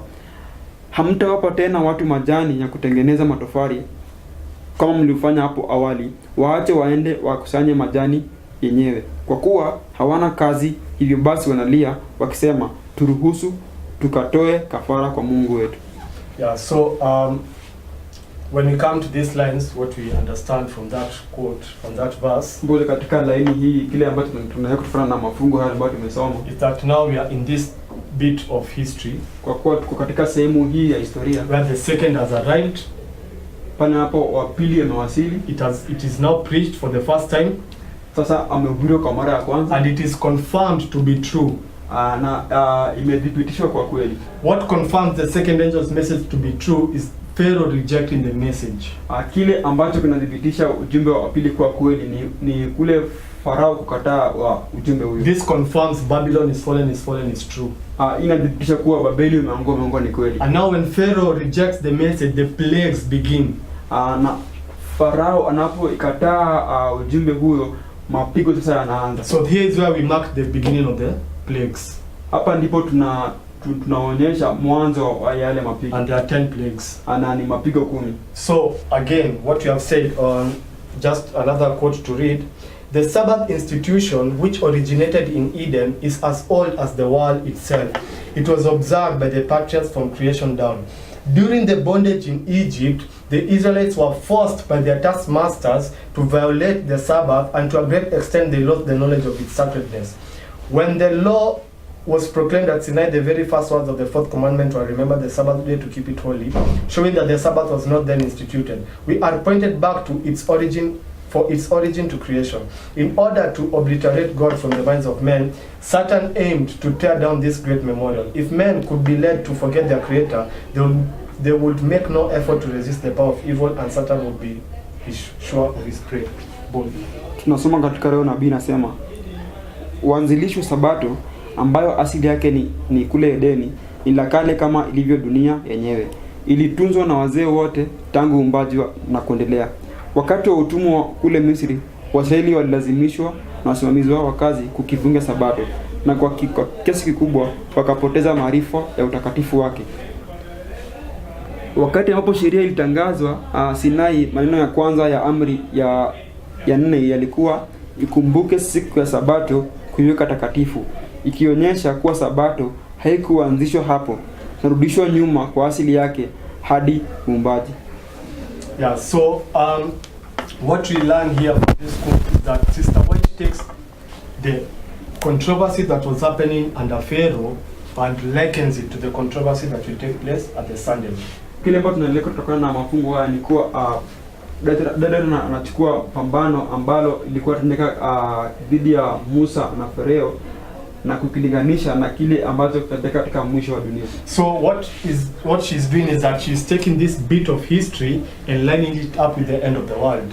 Kile ambacho wanafanya ni kuwa anachukua sehemu hii ya historia na kuweka kiwe sawa na hii ya mwisho wa dunia. So that's just what we are going to do. We are going to take this bit of history and see how it illustrates the end of the world. Hiyo ndio kitu ambacho tutafanya, tuchukua sehemu ya historia na tuweke hapa tuone vile ambavyo inaelezea kuhusu mwisho wa dunia. It is only by doing this that you understand the transactions of the Old Testament illustrate the history of the last generation. Kwa kufanya hivi tu hiyo tunaweza kuelewa kuwa yale mambo ya Agano la Kale yalikuwa yanaelezea mwisho wa dunia. So we have here the circumcision. We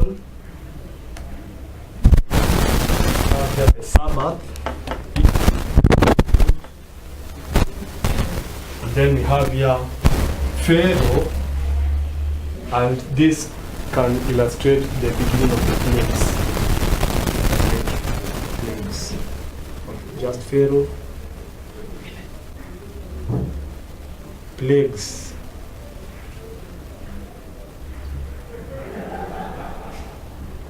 Yeah. Basi tunapa kutairiwa, sababu tuna Sabato, sababu tunaye Pharaoh au yale mapigo yakianza. So we have taken this history and we have placed it upon the end of the world. Basi tumechukua sehemu ya historia na tukaiweka kiwe moja na mwisho wa dunia. Which is just placing it, lining up with these lines. Ambayo ni kuhakikisha na zile lines ziko kwa juu. So the end of the world is this line. Basi mwisho wa dunia ni line hii. So what we have here is that when the Sunday law is passed is also the circumcision. Kile tutapata anakuwa wakati ule hapo sheria ya Jumapili imepitishwa, tunayo pia kutairiwa. Why? Because what is circumcision? Je, mbona kutairiwa ni nini? Okay, it's baptism, but it's also a covenant seal. Yeah. Baptism, circumcision is a seal.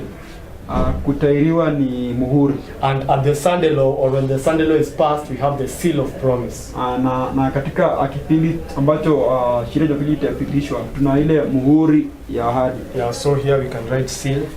Basi hapo tunataka kuandika muhuri, seal of promise, au muhuri ya ahadi.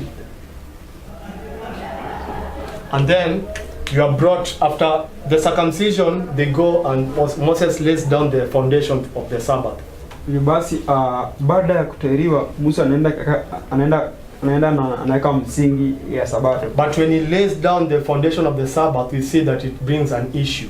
Lakini anapoweka msingi wa Sabato tunaona kuwa kuna mgogoro. And the issue is persecution that comes from the Egyptians. Na mgogoro ni kule kuteswa ambayo unatoka miongoni mwa Wamisri. So this lines up with our line here where we have the persecution.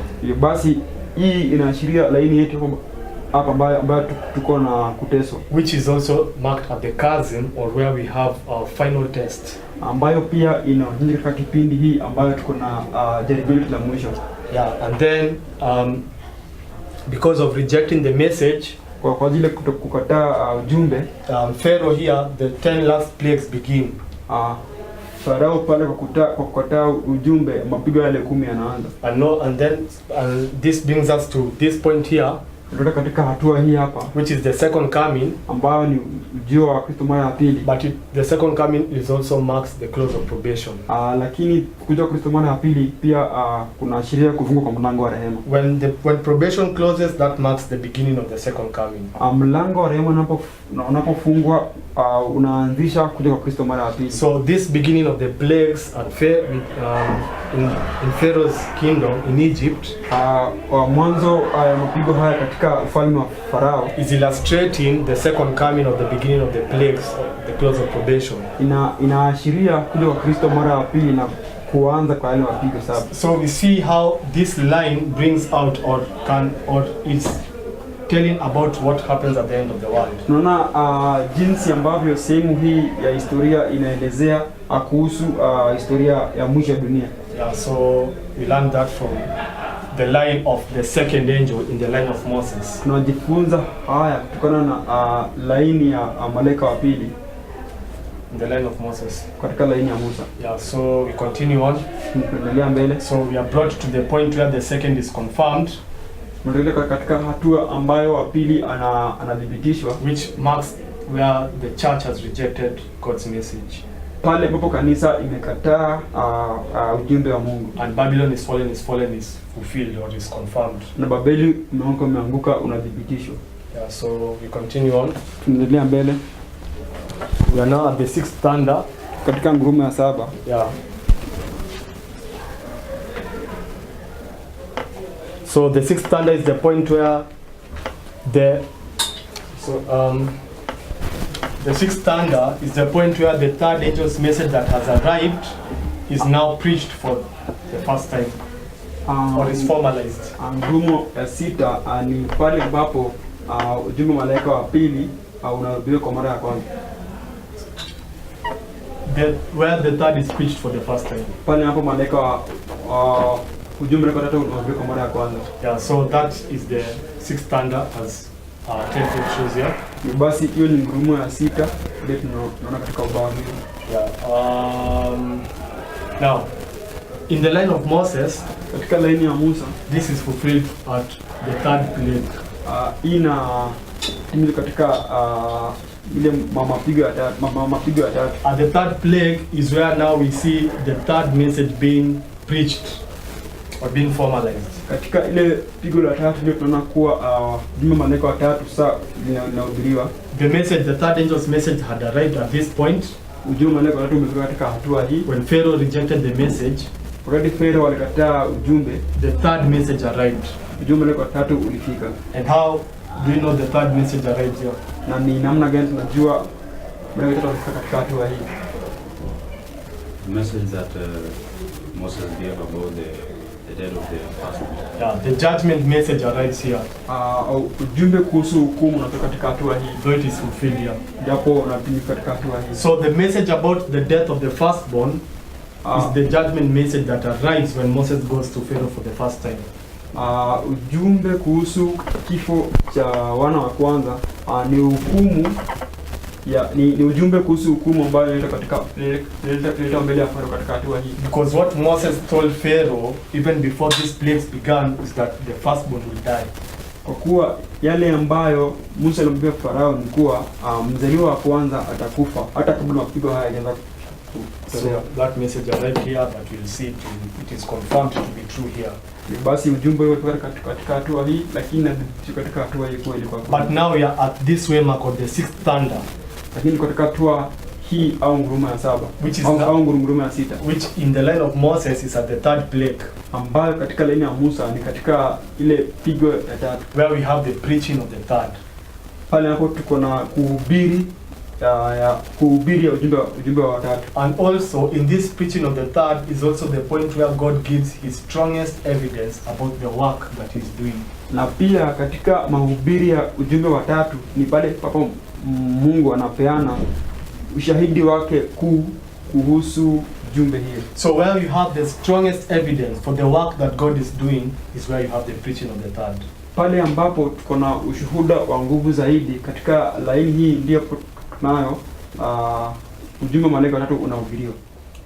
So when we now come to when we now look at the sixth thunder, tunapoangalia ngurumo ile ya 6, we see that it is at that point where we also have the third plague in the line of Moses. Tunakuwa katika hatua hiyo ndio tunayo ile pigo ya 3 katika historia ya Musa. And just something to understand about the plagues, ana jambo la kuelewa kuhusu yale mapigo is that when these plagues begin falling, kwa kuwa mapigo haya yanapoanza kuanguka, okay, we know that there are 10 plagues in Egypt that fall in Egypt. Tunajua kuwa kuna mapigo 10 kule Misri. But there's a difference, or there's a demarcation that is placed between the first 3 plagues and the last 7 plagues. Kuna tofauti kati ya mapigo yale kwanza ya 3 na yale 7 zilizosalia. And what's the difference? Na je, tofauti ni gani? First 3 happened to everyone. The other last 7 happened to the Egyptians. Yeah. So we know that these first 3 plagues were counterfeited by the Egyptians. Unajua kuwa mapigo haya ya tatu yaliigwa na wale wa Misri, wale waganga na wachawi wa Misri. But the false magicians could not counterfeit this last 7. Lakini wale waganga hawangeweza kuiga mapigo haya 7. So it is at this point or at the 3rd plague where we see a separation being put in place. Basi katika mapigo hii ya tatu ndio tunaona kuwa kuna tofauti inayotoka baina ya mapigo haya. So God is going to separate the true prophet from the false prophet. Basi Mungu anaenda kumtenganisha nabii wa uongo na nabii wa kweli. And so we read about that history from 2 Timothy verse 3 to 8. Now as Jannes and Jambres withstood Moses, so do this also resist the truth, men of corrupt minds reprobate concerning the faith. Tunasoma haya kutoka kwa kitabu cha Timotheo wa pili sura ya 3 aya 8 nasema kuwa sasa kama vile Yane na Yambre walivyompinga Musa, vivyo hivyo hawa wanaipinga ukweli, watu wenye akili mbovu, wapotovu kuhusu imani. So Jannes and Jambres were the magicians that were contending with Moses in this history. Basi Jannes na Jambres walikuwa ni wale waganga ambao walikuwa wanapinga na Musa katika historia hii. And they counterfeited every sign or every miracle that Moses did. Na waliiga kila ishara ambayo Musa aliweza kuifanya. But when it came or when it reached the 3rd plague, they could not continue counterfeiting the rest of the plagues. Lakini katika pigo ya 3 hawangeweza kuendelea kuiga yale mapigo tena. Because the 3rd plague they said themselves that it is the finger of God. Kwa sababu katika ile pigo ya 3 walikana wenyewe kuwa ilikuwa ni walikiri wenyewe kuwa ilikuwa ni kidole cha Mungu. So we just read about that story. Nasoma kuhusu hadithi hiyo. Pharaoh desired to justify his stubbornness in resisting the divine command, and hence he was seeking some pretext for disregarding the miracles that God had wrought through Moses. Satan gave him just what he wanted. By the work he wrought through the magicians, he made it appear to the Egyptians that Moses and Aaron were only magicians and sorcerers, and that the message they brought could not claim respect as coming from a superior being. That Satan's counterfeit accomplished its purpose of emboldening the Egyptians in their rebellion and causing Pharaoh to harden his heart against conviction. And then it jumps to read, but the prince of evil had a still deeper object in manifesting his wonders through the magicians. He well knew that Moses, in breaking the yoke of bondage from off the children of Israel, prefigured Christ, who was to break the reign of sin over the human family. He knew that when Christ would appear, mighty miracles would be wrought as an evidence to the world that God had sent him. Satan trembled for his power. By counterfeiting the work of God through Moses, he hoped not only to prevent the deliverance of Israel, but to exert an influence through future ages to destroy faith in the miracles of Christ. Masomo inasema kuwa Farao alinuia kulalisha usumbufu wake kwa kuipinga amri ya kiungu. Na hivyo basi alikuwa akitafuta kisasa kwa kupuuza miujiza ambayo Mungu alifanya kupitia Musa. Shetani alimpa kile alichokitaka. Kwa kazi aliyoifanya kupitia waganga, alifanya ionekane kwa Wamisri kuwa Musa na Haruni walikuwa tu waganga na wachawi, na kuwa ujumbe walioleta haingedai heshima kama toka kwa kiumbe iliyo bora zaidi. Hivyo basi uongo wa Shetani uliyafikia malengo yake kwa kukuza moyo za Wamisri kwa uasi wao na kusababisha Farao kufanya roho yake kuwa ngumu dhidi ya makala imani. Lakini mkuu wa uovu alikuwa bado na jambo lingine la undani kwa kuonesha maajabu zake kupitia waganga.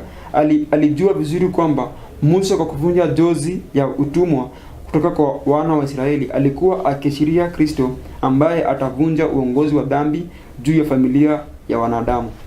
Yeah, so we learn that beginning now this history, there's a counterfeit work that begins. Tunajifunza kuwa tunapoanza katika historia hii kuna ile kazi ya uongo au ya kuiga ambayo inaanza. But when you come to this point, God now brings a separation or now shows who is his true prophet. Katika hatua hii Musa analeta utengano na anaonyesha kuwa ni nani nabii wake wa kweli. And we read that in Exodus chapter 8 verse 16 to 19. And it reads, and the Lord said unto Moses, say unto Aaron, stretch out thy rod and smite the dust of the land, that it may become lice throughout all the land of Egypt. And they did so. For Aaron stretched out his hand with his rod and smote the dust of the earth, and it became lice in man and in beast. All the dust of the land became lice throughout all the land of Egypt. And the magicians did so with their enchantments to bring forth lice, but they could not. So there were lice upon man and upon beast. Then the magician said unto Pharaoh, this is the finger of God. And Pharaoh's heart was hardened, and he hearkened not unto them, as the Lord had said. Tunasoma Kutoka sura ya 8 aya ya 16-19 nasema kuwa, na Bwana akamwambia Musa, mwambie Haruni, nyosha fimbo yako na uyapige mavumbi ya nchi, ili kwamba yawe chawa katika nchi yote ya Misri. Nao akafanya hivyo, kwa kuwa Haruni alinyosha mkono wake na fimbo yake, na akayapiga mavumbi ya ardhi, nao yakawa chawa kwa mtu na kwa mnyama. Mavumbi yote ya nchi yakawa chawa katika nchi yote ya Misri. Nao waganga wakafanya hivyo hivyo na uchawi wao ili kuleta chawa, lakini hawakuweza. Hivyo kulikuwako na chawa juu ya mtu na juu ya mnyama. Kisha waganga wakamwambia Farao, hiki kidole cha Mungu. Na Farao ukafanywa na roho ya Farao ukafanywa kuwa ngumu, naye hakuwasikia. Yeah, and so what you see is that at the third plague, God reveals who is his true prophet. He reveals who are the counterfeit. Katika pigo ya tatu, Mungu anafunua nani nabii wake wa kweli.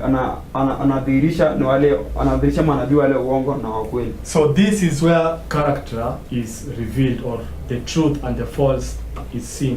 Hapa ndipo tabia inafunuliwa au kweli na uongo unafunuliwa. Because from this point on, now God is going to, the plagues are not going to fall only on the Egyptians. Sababu kutoka hatua hii kwenda mbele, mapigo yatakuwa naanguka juu ya Misri peke yao. Exodus chapter 8 verse 20 to 23 reads, and I will sever in that day the land. Okay, it reads, and the Lord said unto Moses, rise up early in the morning and stand before Pharaoh. Lo, he cometh forth to the water, and said unto him, thus said the Lord, let my people go, that they may serve me. Else, if thou wilt not let my people go, behold, I will send swarm of flies upon thee, and upon thy servants, and upon thy people, and into the houses, and the houses of the Egyptians shall be full of swarms of flies, and also the ground whereon they are. And I will sever in that day the land of Goshen, in which my people dwell, that no swarms of flies shall be there, to the end that thou mayest know that I am the Lord in the midst of the earth. And I will put a division between my people and thy people. Tomorrow shall this sign be.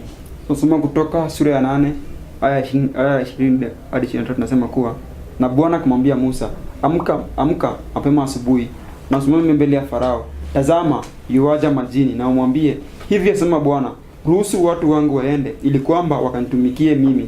La sivyo, iwapo hautawaruhusu waende, tazama, nitatuma bumba la nzinzi juu yako, na juu ya watumishi wako, na juu ya watu wako, na ndani ya nyumba zako. Na nyumba za Wamisri yatajaa bumba la nzinzi, na hata pia chini walioko. Nami siku hiyo nitatenga nchi ya Gosheni, ambamo watu wangu wanaishi, ili kwamba hakuna bumba lolote la nzinzi itakuwepo pale. Ili mradi wewe ujue ya kwamba mimi ni Bwana kati ya dunia, nami nitaweka mipaka kati ya watu wangu na watu wako. Ishara hii itakuwa hapo kesho.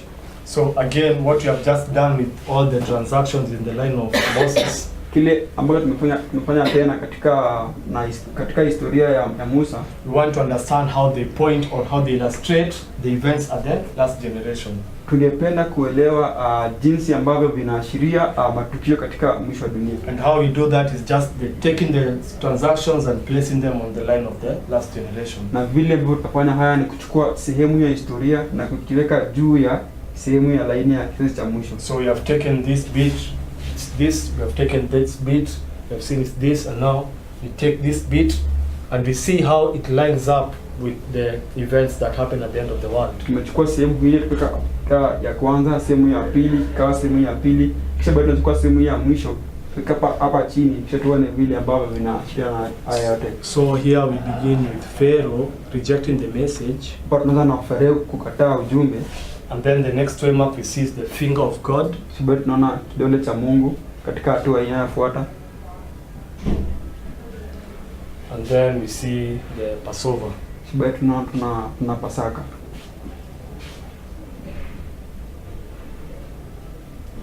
Yeah, so we understand that this line follows or illustrates the end of the world.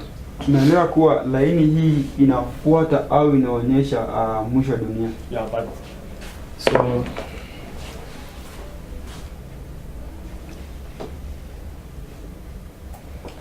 you look at this waymark. Angalia tunatazama hatua hii, The seventh thunder, ngurumo ya saba, which is the Passover now. ambayo ni Pasaka. Yeah. And this is where the third is confirmed to be true. Hapa ndipo watatu wanadhibitisha kuwa kweli. The third arrives here, it's preached here, and is confirmed to be true. Tatu anafika hapa, anahubiriwa hapa, kisha baadaye anadhibitisha kuwa kweli katika hatua In the line of Moses, we saw that the third arrived when Moses went to Pharaoh for the first time. It was preached when God put this separation, this division between the Egyptians and the Israelites, and now it was confirmed at the Passover. Katika laini ya mtu tunaona kuwa ni watatu walifika katika hatua hii, kisha baadaye akahubiriwa hapa, kisha baadaye akadhibitishwa kuwa kweli katika hatua hii ya Pasaka. Yeah, and this Passover we understand it's judgment. Pasaka tunaelewa kuwa ilikuwa ni hukumu. Yeah, it's a work of judgment. Ni kazi ya hukumu. It's speaking about the work of the third angel, the work of judgment. Nazungumzia kazi ya malaika watatu, kazi ya hukumu. And so about the Passover it reads, Exodus chapter 12 verse 29. It reads, and it came to pass that at midnight the Lord smote all the firstborn in the land of Egypt, from the firstborn of Pharaoh that sat on his throne, and to the firstborn of the captive that was in the dungeon, and all the firstborn of cattle. Katika Kutoka 12 inasema kuwa hata ikawa ya kwamba usiku wa manane Bwana aliwapiga wazaliwa wa kwanza wote katika nchi ya Misri, kutoka kwa Farao aliyekaa katika kiti chake cha enzi hadi kwa mzaliwa wa kwanza wa mtumwa ambaye alikuwa gerezani, na wazaliwa wa kwanza wa ng'ombe. So this point is where we have the first reference for midnight. Hivyo basi katika hatua hii ndio tunapata kuwa usiku wa manane umezungumziwa kwa mara ya kwanza. So the Passover is midnight. Hivyo basi Pasaka ni usiku wa manane. And at midnight the Lord smote all the firstborn of Egypt. Na hivyo basi katika usiku wa manane Bwana aliwaua wazaliwa wote wa kwanza wa Misri. But this is only a confirmation of a message that had arrived here. But hii tu ni dhibitisho ya ujumbe ambayo iliwasili katika hatua hii. Because Exodus chapter 4 verses 22 to 23, when Moses stood before Pharaoh for the first time, he said, and if thou refuse let him go, behold, I will slay thy son, even thy firstborn. Kwa kuwa Kutoka sura ya 4 inasema kuwa iwapo hautamruhusu aende, nitamuua mwana wako wa kwanza. Yeah, so this is where the firstborn dies. Hapa ndipo mwana mzaliwa wa kwanza anakufa at midnight. Usiku wa manane. And it also marks the point where the Israelites come out of Egypt. Na pia ni hatua ile ambayo inaonyesha tu ile ambayo Waisraeli walitoka kule Misri. And coming out of Egypt illustrates coming out of sin, the sin of bondage being broken. Na kutoka Misri inaashiria kutoka kwa dhambi au ule utumwa wa dhambi unavunjwa au unamalizika. Yeah, so we understand that these are the 10 plagues. Naelewa haya ni mapigo 10. So we just bring this line and bring it to the end of the world. Tunataka sehemu hiyo na tulete katika mwisho wa dunia.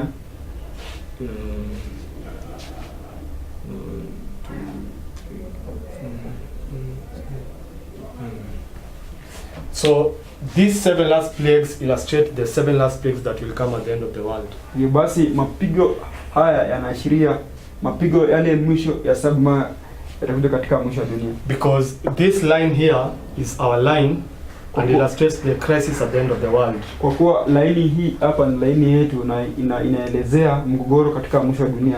So and from the chasm to the second coming is opened up here. Basi kutoka katika hatua hii hadi kuja kwa mara ya pili umefunguliwa katika laini hapa chini. So this point here that is named the final review is really this point here. Basi hatua hii ambayo imeelezewa hapa ni hatua hii hapa. So what this line does is just that it opens the second coming, or opens the events that mark the second coming. Basi kile ambacho hii inafanya kuwa inafungua yale matukio ambayo yataendelea kuanzia hapa hadi Kristo mara ya pili. And the event that marks the beginning of the second coming is the falling of the 7 last plagues. Ana tukio ambayo inaonyesha kuja kwa Kristo mara ya pili ni kuanguka kwa wale mapigo 7. So I want you to see that these 7 last plagues are actually at this way mark, but we have opened this way mark, so it's this way mark. Ningependa uone kuwa mapigo haya 7 yako katika hatua hii, lakini nimefungua sehemu hii ili uweze kuona kwa undani. So what we have is that God's people will be brought face to face with death, and then those who pass through this crisis will now go through Jacob's time of trouble, the 7 last plagues. Tunajua kuwa watu wa Mungu wataletwa uso kwa uso na kifo katika kipindi hii, na wale ambao wataweza kupita katika kipindi hii watakuja katika kipindi cha taabu cha Yakobo. So there's a time whereby in the time of the crisis there will be a contending between truth and error. At this period there will be persecution. God's people will be persecuted by those who are propagating false doctrines. Basi katika kipindi hii ya mateso kutakuwa na watu wa Mungu ambao watakuwa na pambana na yale mafundisho ya uongo. And this has been illustrated by Moses contending with Jannes and Jambres in this history, which is this history we have brought down, which prefigures this history. Na hii imeashiriwa na Jannes na Jambres kupigana na Musa katika historia hii ambayo tumeleta hapa chini, ambayo inalingana na historia hii kutoka hapa juu. Yeah, and then those who come out of this controversy, those who will be on the right side of the issue, they'll receive the latter rain. Those who will be on the wrong side of the issue, they'll receive the 7 plagues, illustrated by the Egyptians who received these plagues. Hivyo basi wale ambao watatoka katika pambano hii wakiwa upande ule wa Mungu watapokea mvua ya masika, bali wale ambao watakuwa katika upande ule wa shetani watapokea yale mapigo 7. Yeah, so we see how this line of Moses is really illustrating the end of the world here. Tuna jinsi ambavyo laini hii ya Musa inaashiria kuhusu mwisho wa dunia. Yeah, and it also tells us something about what happens at this point. Na pia linatuelezea jambo kuhusu ile ambayo itakuwa katika kipindi hiki, which is just this point for us and this point also this point, ambayo ni hatua hii kwetu au hatua hii. But in the bigger line is the Sunday law. Laini katika ile laini kubwa ni sheria ya Jumapili. So these are just fractals of the Sunday law. All this crisis is the Sunday law crisis. So it's just a fractal of what is taking place here. Hivyo basi haya yote ni ile fractal ya sheria ya Jumapili, kwa kuwa mambo haya yote ni fractal ya mgogoro ya sheria ya Jumapili. So the burning bush is illustrating an event that takes place at the Sunday law. This Sabbath issue that took place when the Israelites began keeping Sabbath, the way they began being persecuted by the Egyptians, illustrates this Sunday law. So the finger of God also illustrates something about the Sunday law. Basi katika hatua hii ya kichake ilikuwa inachomeka inaashiria kuhusu sheria ya Jumapili. Vile vile mgogoro wa Sabato, na vile vile pia katika historia hii yote yanaashiria kuhusu mgogoro ambayo tutatendeka katika siku ya sheria ya Jumapili. So what is the finger of God teaching us about the Sunday law? Basi kidole cha Mungu kunatufunza nini kuhusu sheria ya Jumapili? Because this one is teaching us about this persecution. Kwa sababu hii inatufunza kuhusu mateso. This one is teaching us about the experience with Christ during that crisis. The Mara vision. Inatufunza yale ambayo tutapitia na Kristo, ile maono ya Mara. So what does the finger of God teach? Sorry? The seal, judgment. Judgment, seal. Okay, what's the finger of God? Ni nini kidole cha Mungu? When God does this and they say this is nothing but the finger of God, what is it illustrating of? What is it symbolizing? Wakati Mungu anafanya hili na kisha anasema hii ni finger, hii ni kidole cha Mungu, hii inaashiria nini? Separation of 2 classes. Okay, so here we have a separation of 2 classes marked at the Sunday law. Basi hapa tuna utengano wa vikundi viwili. We have a division between God's people and those who are not God's people. Kuna those who have rejected. Kuna mgawanyiko kati ya watu wa Mungu na wale wasio watu wa Mungu, wale ambao wamekataa. But the finger of God is also okay. this is not in our notes. Luke chapter 11. Let's go to Luke chapter 11. As we are winding up. Luke chapter 11 verses...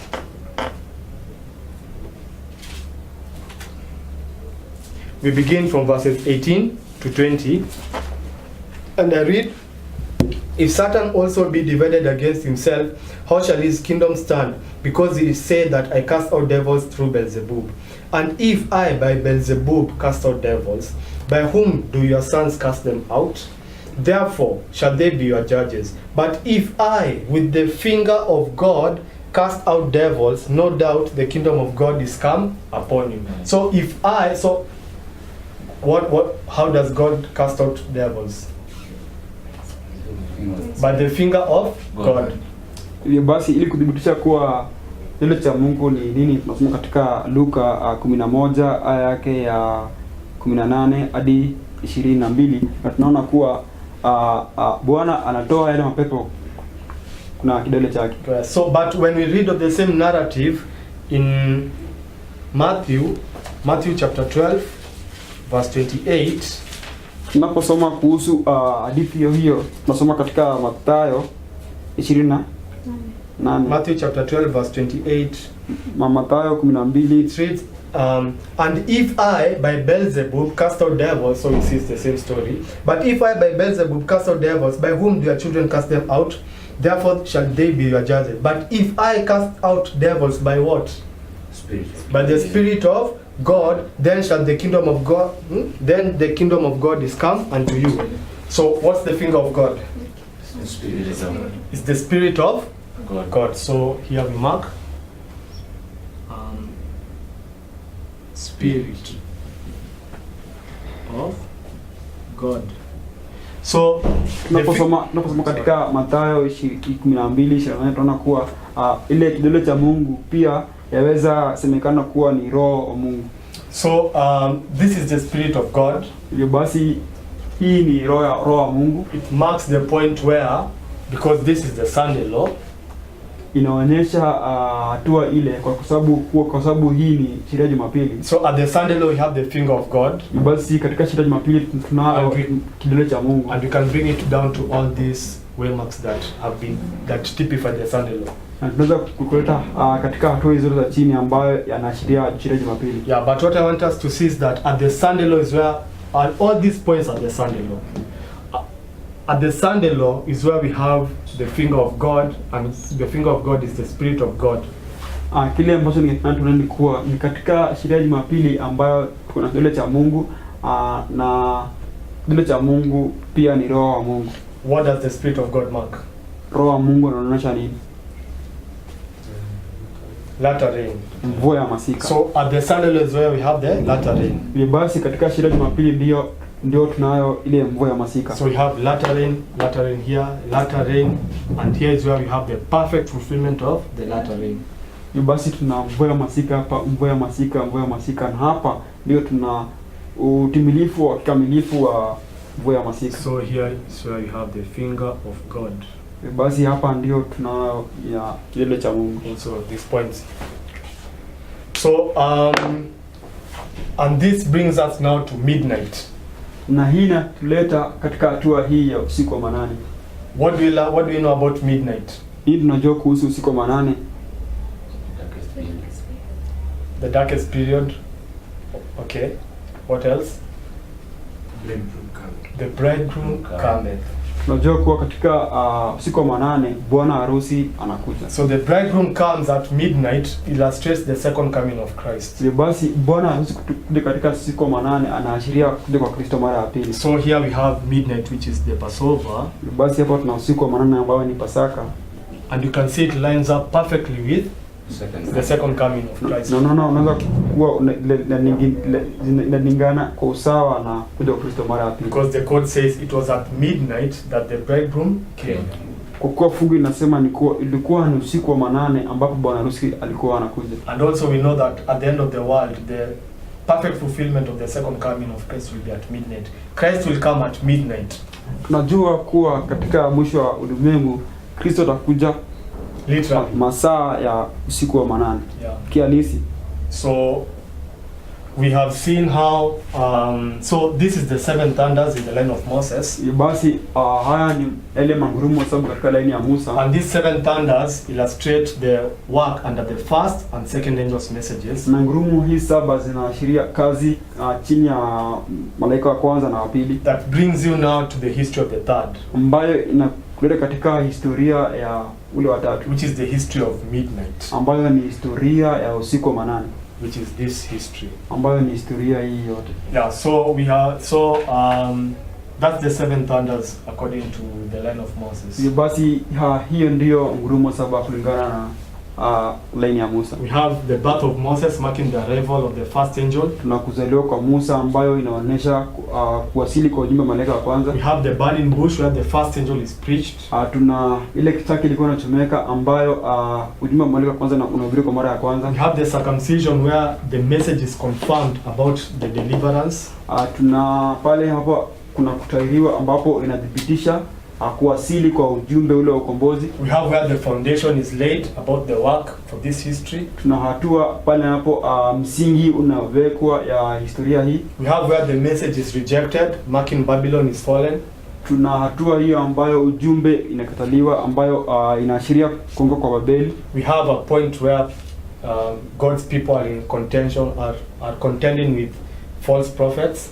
Tuna kipindi hii ambayo watu wa Mungu wanapingana na wanabii wale wa uongo. And then we have the point where God brings His Holy Spirit that separates the true from the false. Tuna hatua ile ambayo Mungu analeta roho wake ili kutenganisha manabii wa uongo na wale wa kweli. And then we have the point where judgment comes, or midnight, where marks the coming of Christ. Kisha baadaye tuna hatua ile the history of the third. Kisha baadaye tuna hatua ile ambayo inaonyesha usiku wa manane, which is the history of the latter rain, ambayo ni historia ya mvua ya masika. Yeah, so that's the 7 thunders, and we have seen how we can now bring all the transactions within that history. Na tumeona vile ambavyo tunaweza tukachukua mambo haya yote katika historia hiyo, align it up with the end of the world. Na tukaziweka ziwe laini na mwisho wa dunia. Because this is just the 7 thunders. Kwa kuwa hii yote ni ngurumo saba. But now it's the 7 thunders in the third. Bali ni ngurumo saba ndani ya watatu. It's the first and second angels' messages in the third. Ni ujumbe malaika wa kwanza na wa pili ndani ya ule malaika wa tatu. Because we know that under the third angel's message, the first and second are repeated. Sababu tunajua chini ya malaika wa tatu, malaika wa kwanza na wa pili, ujumbe lazima zirudilie. So that was the Reformline of Moses. Basi hiyo ilikuwa ni laini ya matengenezo ya Musa. And we are going in our next studies to be looking at the Reformline of Christ and the other histories. Na katika mafunzo yetu itakayofuata tutakuwa tukiangalia laini ya Kristo, laini ya matengenezo ya Kristo na hizo zingine. And we'll also be looking at the history of the third in the line of Moses. Tutakuwa tukiangalia historia ya malaika watatu katika laini ya Musa. Yeah, so with that I think we'll bring it to a close. Kwa hayo na tunaweza kufika tamati and with a word of prayer. Na tuweze kufunga na maombi.